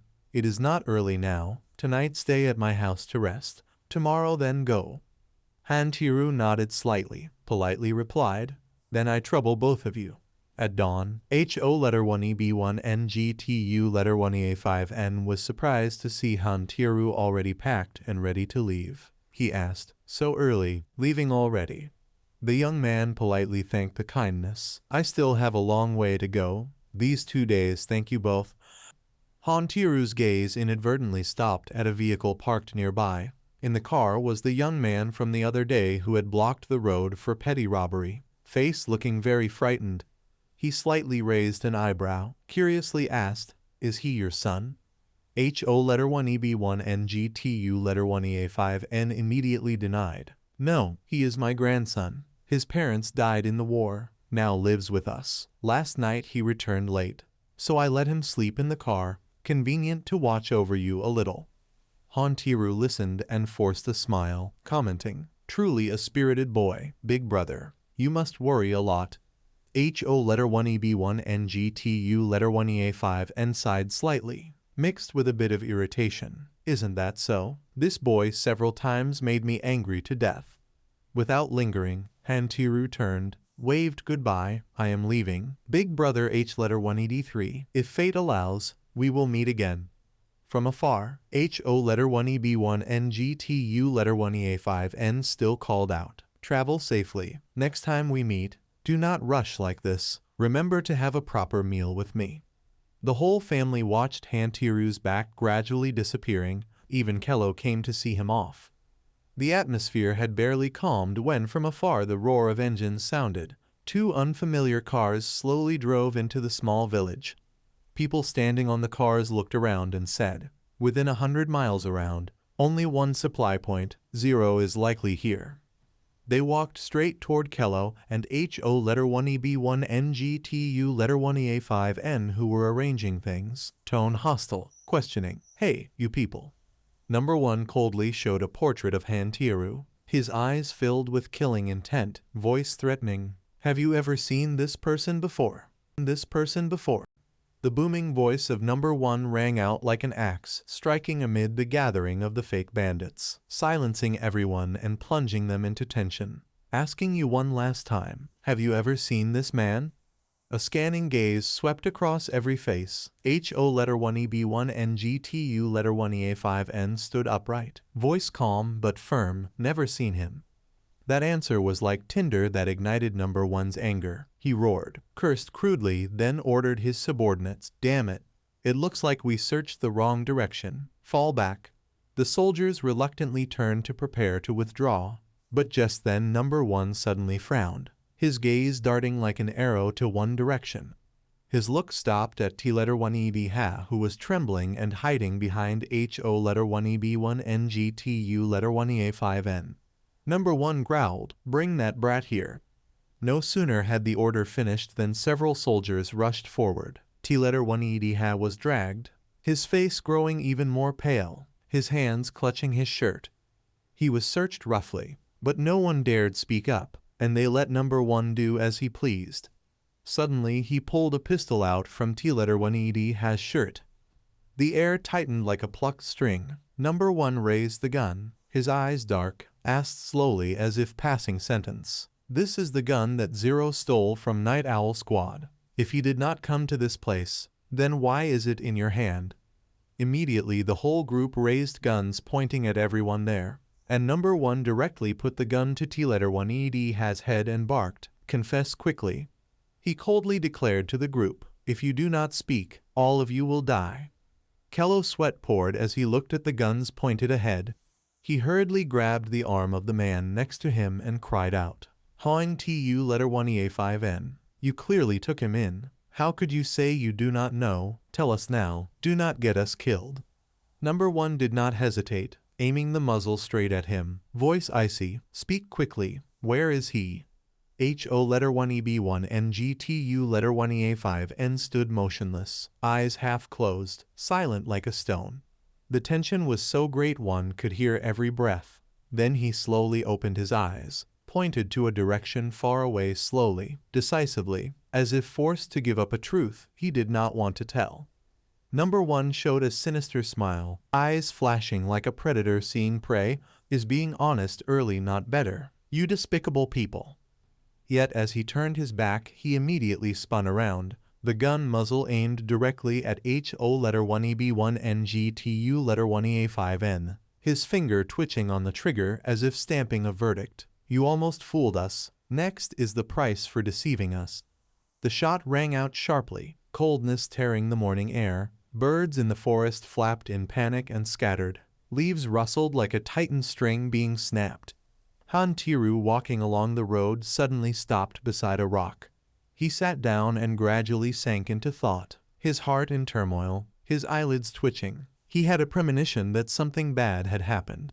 Hantiru carefully checked his gear once more, his unease growing. "My backpack seems to have been touched. Inside are all supplies taken from the young shoots. If they appear at the camp, they could bring disaster to them." He ran his hands through each compartment, each pocket, glanced, then began to count. Machine guns 11. Correct. 300 rounds. Also correct. Suddenly his face turned pale. Pistols 10. Hantiru carefully counted again. A cold feeling spread from the nape down his spine. Not good. One pistol missing. So the grandson of Big Brother H letter 183 must have stolen it. Elsewhere, blood had stained a whole area. Cold, relentless tire tracks trampled over those trails of blood of the fake bandit camp. Hantiru ran over, but it was all too late. Only the metallic stench of death remained. He froze, the corpses lying there, familiar faces that once laughed and spoke, now only cold bodies. He opened his eyes wide as if he could not believe the scene before him. Hantiru clenched his fist. A cry of hatred burst from his throat. I finally came too late. Suddenly a bloody hand grabbed his heel. A weak voice begged, "Do not go." Hantiru startled and turned, with astonished eyes moved by the fact someone still lived. Kello, covered in blood, forced himself to speak, voice urgent and pleading. The young shoots did this. He wept and pitifully recounted. We did not reveal your whereabouts, so they killed to vent their anger. Seeing how H183 HO1EB1 NGTU1EA5 N once treated you, you must avenge us. Hantiru closed his eyes tightly. The pain made him unable to speak another word. At that moment a trembling arm reached up. A weak whisper, "Big brother, do not believe him." T1ED used his little remaining strength to accuse Kello. It was he who betrayed me. Hantiru looked at HO1EB1 NGTU1EA5 and his body lying there. Then T1ED's voice cried out full of bitterness. My uncle until the moment he died did not say the direction you went. His gaze fixed on that corpse, on the hand pointing straight, unchanged to death. He sat down beside the cooling body of the man, feelings welling up. Big brother H183. The direction he pointed was completely opposite to the way I went. He took off his coat and draped it over HO1EB1 NGTU1EA5N like a farewell ritual. Kello curled up looking at Hantiru, his eyes full of fear and plea. No, it is not like that.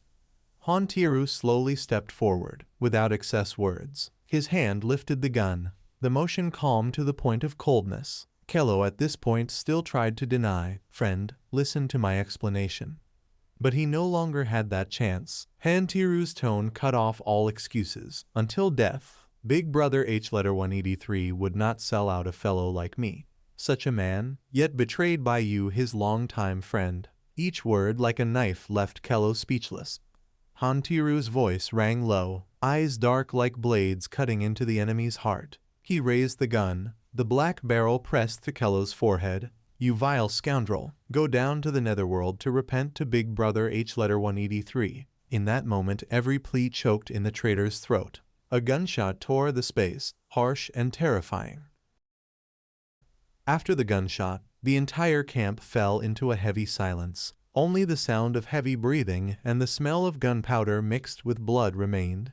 Hantiru stood still for a few seconds, then walked slowly toward HO1EB1 NGTU1EA5N's tent. He lifted the curtain and went inside, his mind already running through a series of calculations. They searched in the direction Big brother H183 would take and found nothing. 8 parts will return by the old route. I just need to ambush them on that path. His steps stopped when Hantiru's gaze fell on something in the corner of the tent.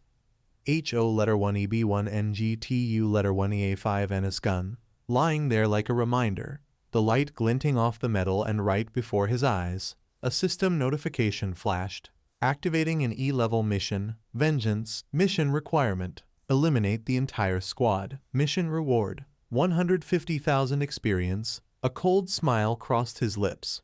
Hantiru whispered to the gun, you also want to avenge the old friend. Hantiru immediately took his backpack and poured out all the weapons he had. He began to disassemble each gun, open the covers, remove the magazines, detach accessory rails. The sound of metal clashing echoed in tense, breathless rhythms.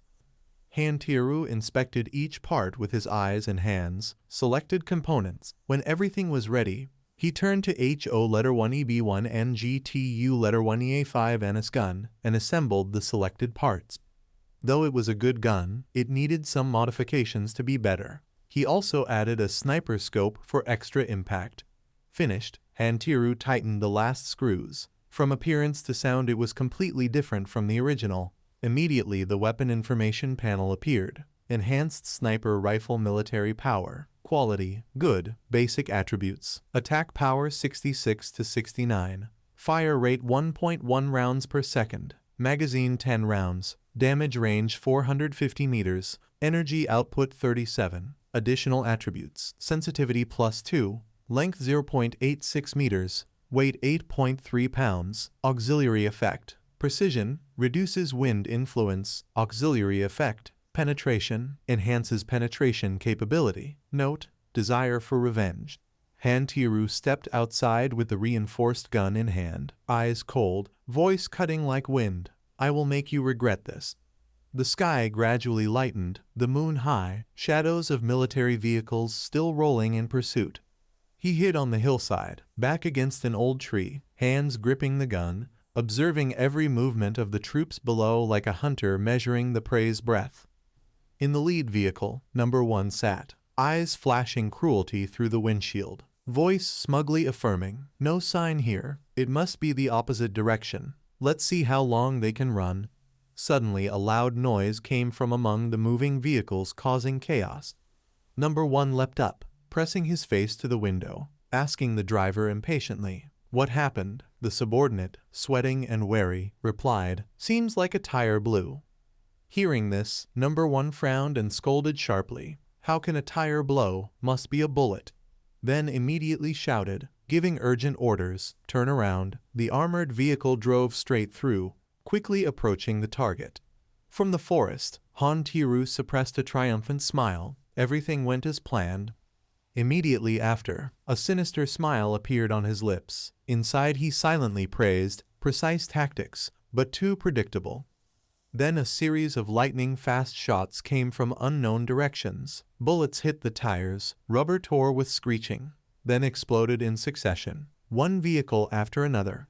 Several vehicles suddenly lost control, slid down slopes and tipped over, engine smoke rising thickly.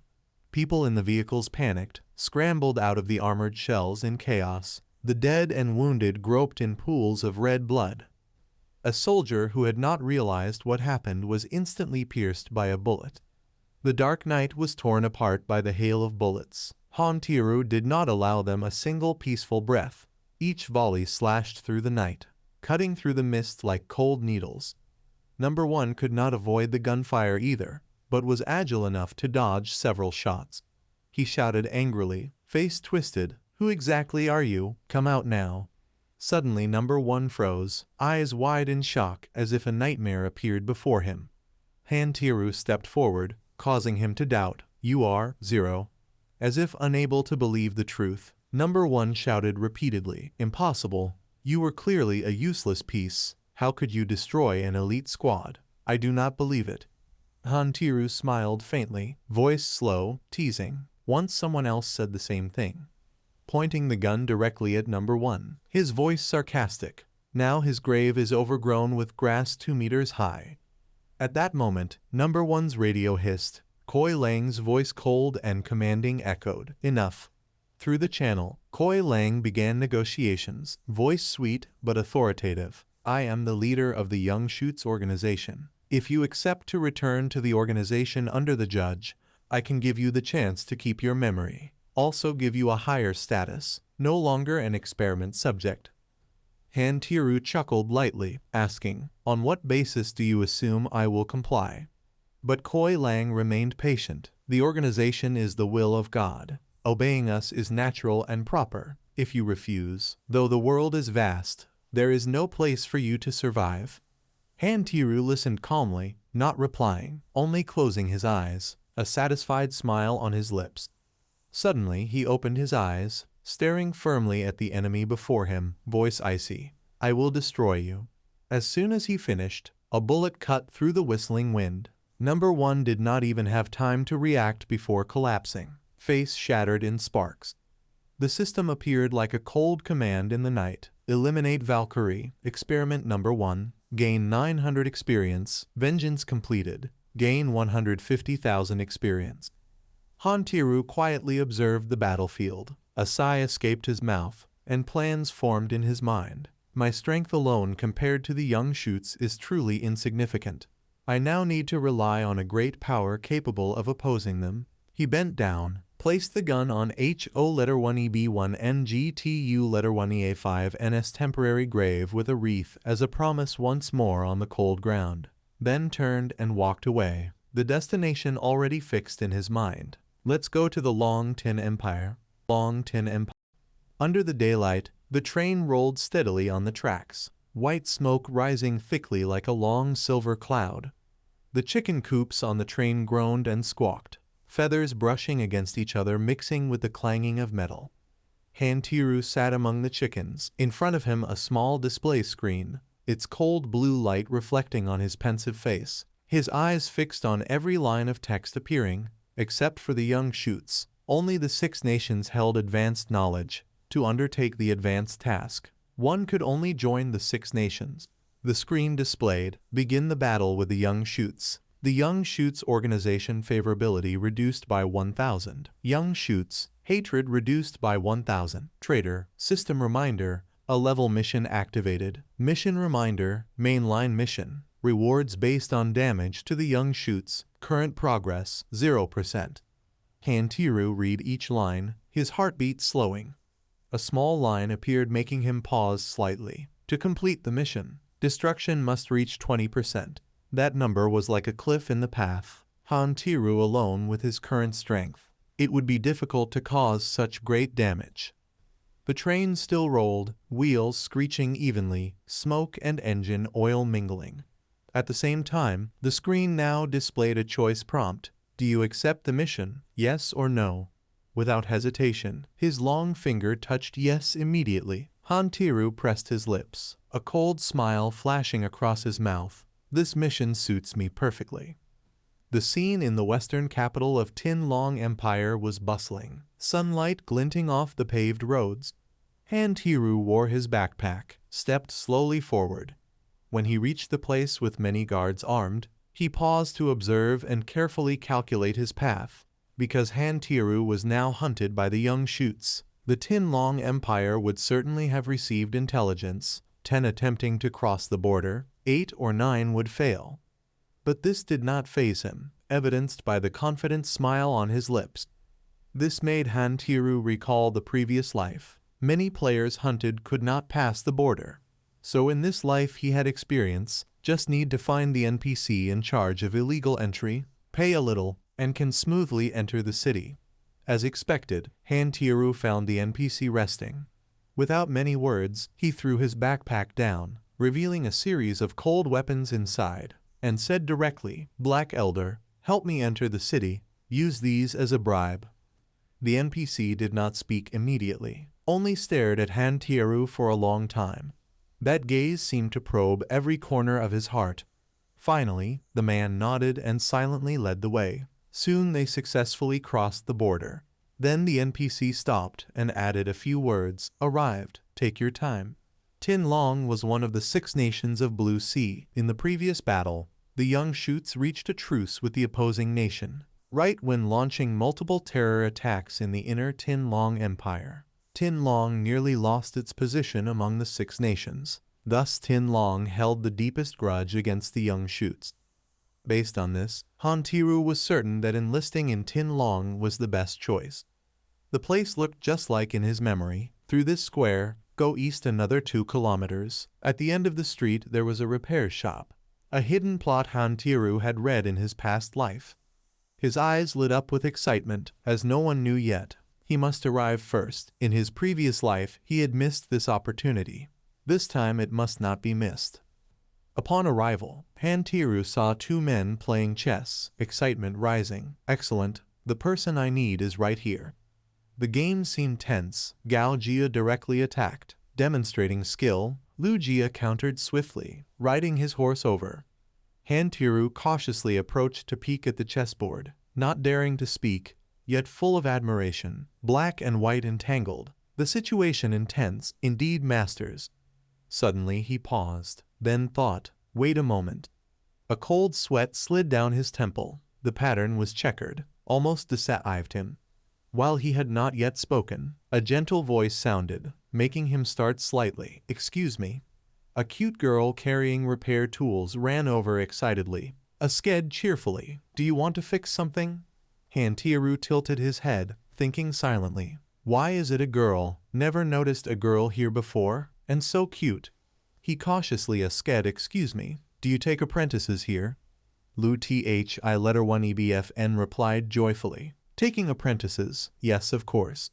She quickly pulled Han Tieru inside. Sit quickly, careful not to catch a cold. This natural action made him slightly embarrassed. Catch a cold? Could it be the local dialect? She ignored the question, took out a device with a broken screen, said, this has been broken for a long time. Lu-Thi-1 EBFN held it up and said, if you can fix this, you can stay. Han Tieru immediately nodded, agreed. At that moment, Lu Jia's voice sounded, wait a moment. The old man's eyes were suspicious as he looked at Han Tieru. Kid, why have you come here to be an apprentice? Han Tieru sweated under the questioning, silently doubting. Could the old man know my identity? Impossible. Stay calm. First probe. He tried to appear sincere. I just want to find a job. Lu-Thi-1 EBFN quickly intervened. Grandpa, don't scare him. He came here obviously to find work. Finally someone comes here. Grandpa, don't scare him away. Lu Jia snorted lightly, put the chess pieces into the box, showing displeasure. Then he slowly stood up, walked to face Han Tieru. His tone was very straightforward and powerful. I am the owner of this shop. If you want to work here, you must pass my test. The repair shop was now enveloped in tension, because the upcoming examination would be extremely difficult, set by the shop owner. Han Tieru politely said, please senior, set the examination. This confident attitude made Lu Jia nod. Kid, you have some backbone, so listen carefully. He pointed at the old friend standing next to him, then cleared his throat and issued the task. Within 3 hours, make him a set of prosthetic limbs. If he is satisfied, you may stay. Gao Jia, when not involved, asked in confusion, why involve me? No one bothered to answer. He silently assessed. This person, I remember now. Seeing the task was too difficult, Lu Tian hurriedly objected. Grandpa, making prosthetics. Just drawing the structure already takes hours. Only 3 hours. How can it be made? Lu Jia calmly replied to his granddaughter. Lu Tian, don't interfere. To work here you need some skill. If you cannot do it, then leave early. Han Tieru said nothing more, a slight confident smile on his lips. He looked up with eyes full of confidence and replied firmly, fine, I accept. Lu Tian could not believe her ears and turned to ask, are you crazy? How can you do it? In the workshop, Han Tieru paced among the tools, his hands nimbly selecting each screw, each small metal rail. At the same time, Lu Tian carried a stack of drawings forward, her eyes bright. Here is what you requested. We sketched the structure together to save a lot of time. Han Tieru absent-mindedly replied in a calm tone, no need to sketch. I already have the complete structure. Lu Tian was shocked and amazed upon hearing these words. Only 2 minutes have passed. You already have the idea. Lu Jia also stepped in, raising his eyebrows, adjusting his hat with a finger, criticizing, go on boasting. His tone increasingly showed contempt. 2 minutes to create the complete structure. Even an expert like me could not do it. Relying only on a kid like you. Han Tieru showed a confident smile, answered lightly, then just wait and see. Immediately after, he started working. The loud clang of metal hitting metal echoed throughout the room. Lu Jia silently watched from a distance, his eyes slightly curious. I want to see what this kid can make. He silently approached to observe. At this moment a flash of surprise passed. This is the initial form of prosthetics. Still not believing, Lu Jia turned to look back at the neatly arranged components on the table. Even more amazed. What is this? Not a single spare part. Could it be the kid prepared this in advance? Even so, Lu Jia still raised his voice to discourage Han Tieru. Boy, you will not be able to make it. Hearing this, Lu Tian grumbled. Grandpa, you really make it difficult for him. Not caring about anything around, Han Tieru said nothing. He started assembling with speed and precision that made everyone in the room fall silent. Every detail was selected, every pin placed correctly. The prosthetic arm gradually took shape. The joints moved smoothly. The wires guided through alloy tubes. The surface covered with friction-reducing material.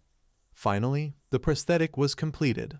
Han Tiu held the result in his hands confidently and said, "Done." All three present were shocked. Lu Jia gaped. What? It can really be made? Lu Tian could not believe it, covering her mouth with both hands to stop herself from shouting, "Heaven, only just over 2 hours and 3 minutes." Without saying more, Han Tiu quickly attached the prosthetic hand to Gao Jia, letting him feel it directly, inviting him to try. He lowered his voice slightly. "How is it? Are you satisfied?" At this moment, Gao Jia was captivated by the mechanical arm. Han Tiu had to cough a few times to make him startle. Even so, astonishment remained on the elder Gao's face. "This is very flexible, just like a real arm. Moreover, there is no sense of rubbing against flesh. This is very good. I am very satisfied." Han Tiu did not hesitate to gift it to him. "If you like it, just keep it." Gao Jia nodded, a grateful expression in his face. "I will remember this favor." However, Lu Jia was very annoyed and shouted, "Didn't you use my documentation to make this? If you want to speak of favor, it must be a favor from me. Borrowing flowers to offer Buddha. Did you ask my opinion first?" So Han Tiu directly asked. "Then I want to ask, may I stay now?" Lu Jia frowned, turned and left, his tone bitter. "If you want to stay, stay. I will see how long you can stay." Han Tiu smiled inwardly. "Very good, so I already have a foothold. This stack of drawings from old Lu sooner or later I will take for myself." Gao Jia also did not linger. "I will go first, Brother Lu. If free we will meet again." Lu Jia replied resentfully. Roll away immediately. Don't come here again, old pig teammate." Han Tiu closed his eyes slightly. The corner of his lips curved with satisfaction, feeling elated. "Here I can quickly increase mechanical attributes. Finally I can be temporarily at ease." Outside the workshop, Gao Jia approached the luxury car waiting. The driver hurriedly opened the door, respectfully greeted, "Welcome back." Immediately after, he handed the continuously vibrating phone to Gao Jia. "You have a call." He quickly answered, his voice cold and indifferent, "It's me." After a short conversation, Gao Jia immediately informed the other side. "Notify the intelligence department. The one wanted by the Sprout organization. Zero has entered the Western capital." At the Tin Long Empire Strategic Defense Headquarters, Department 13, in the elevator, two men in solemn suits conversed. The man named Hong Lam spoke first. "If Zero came alone to the Western capital, that indicates he is seeking protection." He sharply gave his assessment, "But he himself is hunted by the Sprout organization with a bounty of 1 million. This implies two possibilities. First, he holds important intelligence. Second, his strength is very great. The danger is hard to evaluate." The woman named Van standing beside nodded, indicating a gentle approach. Hong Lam continued, "Then calculate both aspects well, apply protection procedures. Do not let Man family spies in the Western capital discover his existence." After leaving the elevator, he went to one side, passing the surveillance team, and reminded them, "Surveillance team, block all news related to Zero. Do not let any information from the intelligence network leak out." The team replied quickly, "Understood." Meanwhile, in District 7, at the Crow Scrap Station, the man sitting in the chair was the head of the Gray District 7, Lai Miu. He lightly flicked the cigar in his hand, then spoke coldly, "Speak. Who are you? What do you want with me?" Han Tiu, with full confidence, answered in a firm voice, "Who I am is not important. I believe you will want to cooperate with me." The subordinate behind, seeing the gun in his hand, was startled and shouted, "My gun! When did you take it?" Han Tiu removed the gun from his hand and began to persuade. The profit from trading guns and ammo is extraordinarily rich. He raised a confident smile, put up his hand and said firmly, "I can help you reduce costs, and you only need to pay a small processing fee." Hearing this, Lai Miu froze. Frowning, he asked, "You can manufacture guns?" He began to become interested, gently set the unfinished cigar down and asked, "How do you want to cooperate?" Han Tiu crossed his arms, smiling smugly replied, "Later I will give you a list. You prepare documents and parts. I handle manufacturing and assembly. Every morning I will come for 2 hours of work." He set the terms, fee per pistol 1500. Moreover, I want to take the machines I value. Lai Miu disagreed with the price, pulled out a long blade to haggle. All the documents are mine. I can only give you 1000. Han Tiu said nothing more, immediately turned and left to the bewilderment of everyone there. At that point Lai Miu had to agree. He hurriedly called after him, "Wait, I accept your price." Han Tiu did not stop, walking away while raising his hand to instruct. "Then you prepare the equipment and documents well. I will come again tomorrow. Now I am going to fetch some machines." After that Han Tiu went to the scrapyard to find tools. He happily calculated in his mind. Currently there is no chance to do monster missions. Making machinery requires money. Relying only on the basic monthly salary is not enough. Doing this job will solve the money problem. With the intelligence capability of Department 13, it is easy to find the cooperation between me and Lai Miu. Han Tiu was certain. Thus they will discover the machinist capability. Sooner or later they will come to me. After searching for a while, the sky turned dim, and Han Tiu returned. Lu Thien, holding a plate of food, when she saw him asked, "Where did you go that you return only now?" Han Tiu, with the heavy bag behind, answered, "I went to the scrap area to find some things." She was slightly puzzled, eyebrows knitting, then warned, "The scrap area, local public security there is not very good. Do not go there often." Hearing that, he smiled and said, "Noted." Lu Thien smiled, reminding, "Go wash your hands, then come down to eat." After putting away his tools, Han Tiu went to the bathroom to wash his hands and feet. He stepped down the stairs deep in thought. The breakthrough mission level 20 requires completing 5 foundational knowledge fields, currently missing the weapons foundation and encyclopedia documents. The old Lu hid all kinds of machinery and knowledge. I must find a way to get them. At the table, Han Tiu pushed a chair and sat. Conveniently looking at Lu Jia, asked, "Brother Lu, may I borrow your machinery knowledge book to look at?" He immediately refused. "In your dreams." Lu Jia frowned. "That book of mine I absolutely will not let you see." Han Tiu smiled gently, scooping food into his bowl, and flattered, "Do not be petty. Consider it helping to cultivate workers." Lu Jia immediately pushed his bowl aside and refused angrily, "Your face is thicker than I imagined, but I still will not let you see it." Suddenly Lu Thien came with the book in hand. She smiled. "Grandpa, teasing you? That thing is not impossible to take out. Take it and look." Lu Jia, seeing his granddaughter act like that, angrily scolded, "How do I have such a granddaughter who shows off like you?" Han Tiu took the book and said, "Thank you." Upon opening the book, a system prompt unexpectedly appeared before him. "Do you agree to spend 1 potential point to learn Weapons Foundation? Do you agree to spend 1 potential point to learn Encyclopedia Foundation?" Without thinking much, Han Tiu pressed accept on the screen. Immediately the system started transmitting all information in the book into Han Tiu's head. To deal with the Sprout organization, relying on alliances is a shortcut. Truly still need to rely on personal strength. And to make Department 13 view you differently also requires strength. Time waits for no one. Must prepare quickly. After finishing, he closed the book and began to plan.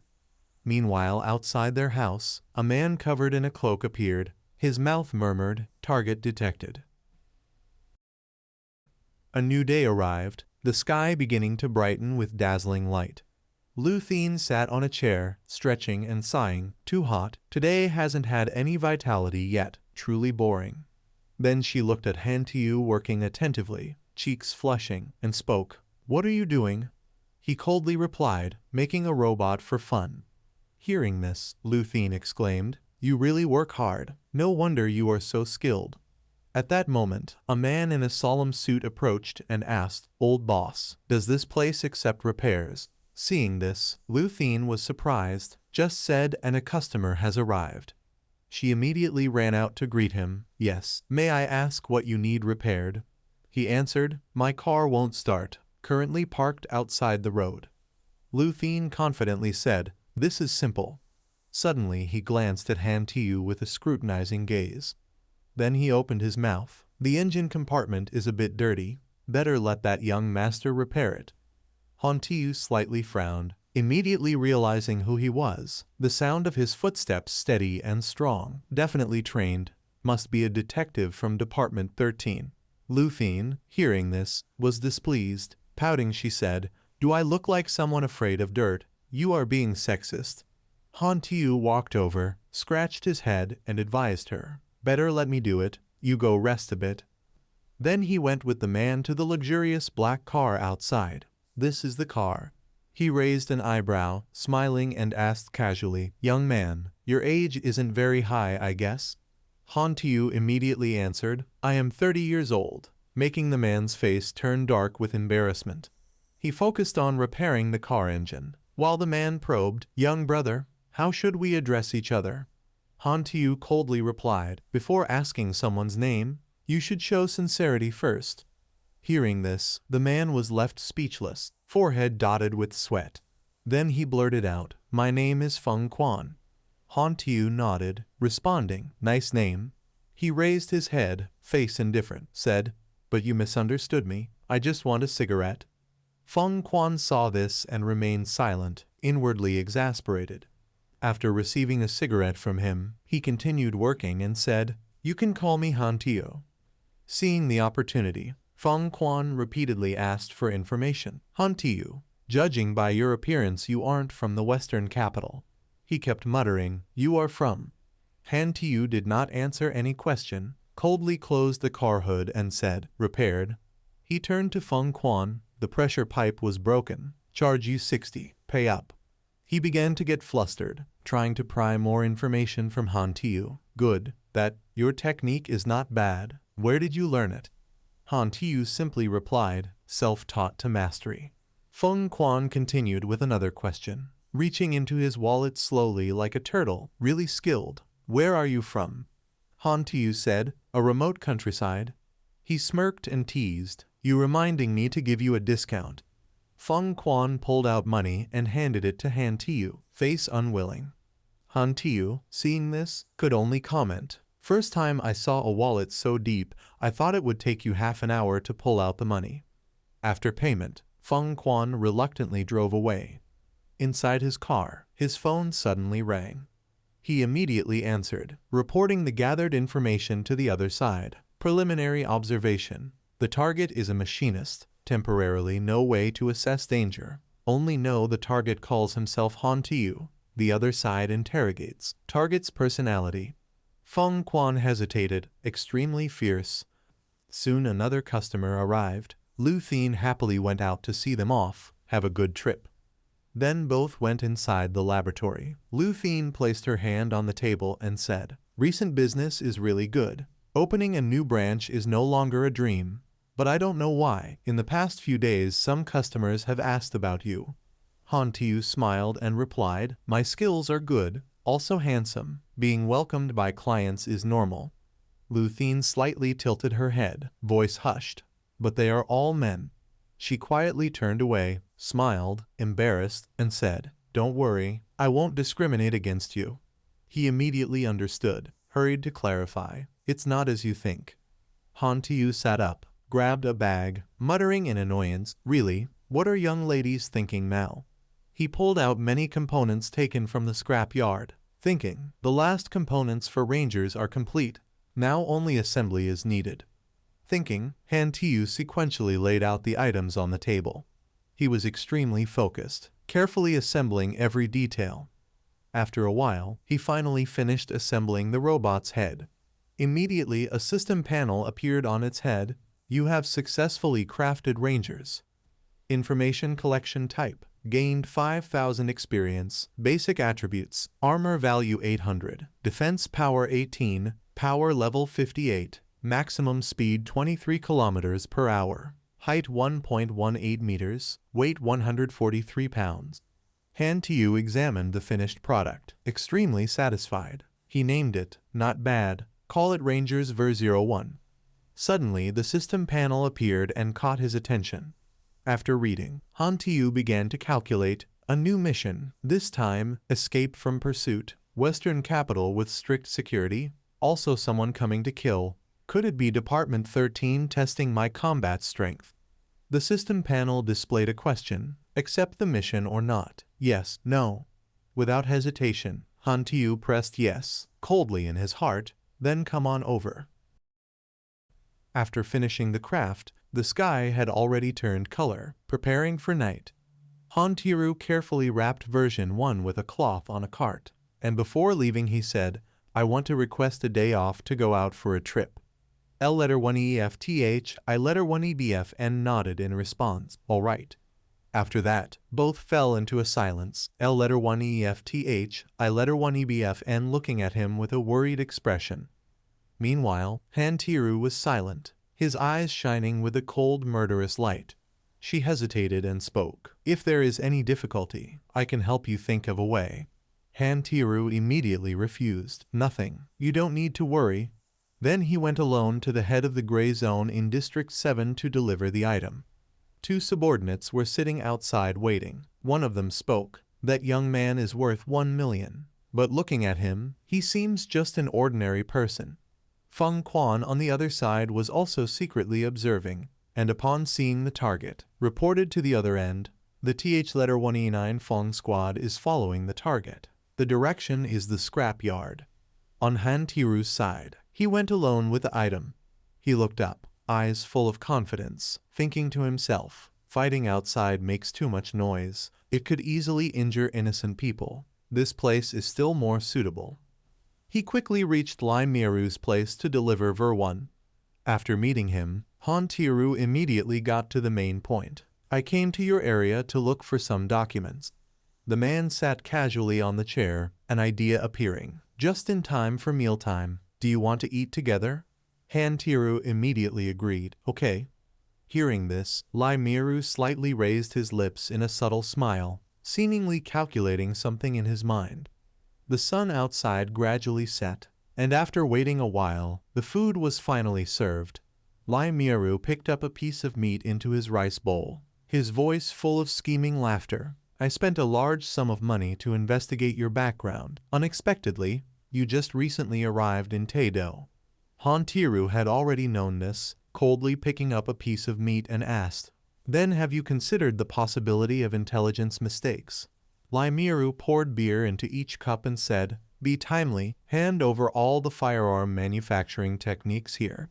Both faced each other across the table, his voice full of murderous intent. I hope you cooperate, at least to avoid some physical suffering. Hearing this, Han Tiru smirked and responded with a question. Are you sure you can control me?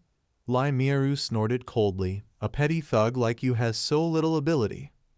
Han Tiru, full of confidence, said, In that case, your intelligence on me is a little lacking. You can try entering the black net to find the latest bounty. Lai Miru crossed his arms in disdain, his face changing color, exuding murderous intent. You talk too much. I've changed my mind. I won't let you die whole. Seeing this, Han Tiru opened the inner button inside the bag, so there's no more room for negotiation. Suddenly, a pistol appeared behind his head. Han Tiru could only give a dry laugh, but the smile carried a hint of puzzlement. Immediately, the system activated, his arm transformed. He turned toward the side holding the gun. The arm had already transformed into a robot. Han Tiru deployed energy from inside his palm, a dazzling light gradually flaring. Each precise energy strike was launched, taking down each subordinate around one by one. Seeing this, Lai Miru broke into a cold sweat, eyes wide. What the hell is that? He immediately shouted, ordering his men, seeing conflict, everyone outside, move in, kill him. Very quickly, the subordinates from outside rushed in and responded, Yes, boss. One subordinate holding an AK-47 gritted his teeth and muttered, Isn't it just one person? Why do we need to call all of us here? Another behind also wondered, Yes, what is the person inside doing? I don't know. Before they could reach to assist, thousands of bullets came from somewhere and eliminated all. Seeing this, Lai Miru's face immediately twisted, teeth clenched tightly. Meanwhile, Han Tiru smiled, thinking secretly, arrived too late. It turned out to be a civilian mercenary organization. The TH letter 1E9 Fong squad came to assist Lai Miru. Kelly frowned, looking around, her voice harsh as she instructed her team, This is the capital of Tin Long. Do not make too much noise. Fast and decisive. Immediately, Lymiru's base was blown up. Hantiru quickly ran out, escaping alive. Thousands of bullets were fired, but none could keep up with his speed. Seeing this, one of them shouted, "Damn, this place has too many fortifications." Kelly hid behind a corner, ordered a squad to attack. Team A uses suppressive fire to support movement. They immediately responded, "Understood." Kelly and a squad went to another side to encircle. Voice from the radio said, "Team B attacks from the rear." They quickly responded, "Understood." Within seconds, Hantiru's position was revealed. They shouted, "Target spotted." Hearing this, he broke into a cold sweat, full of worry. Not good.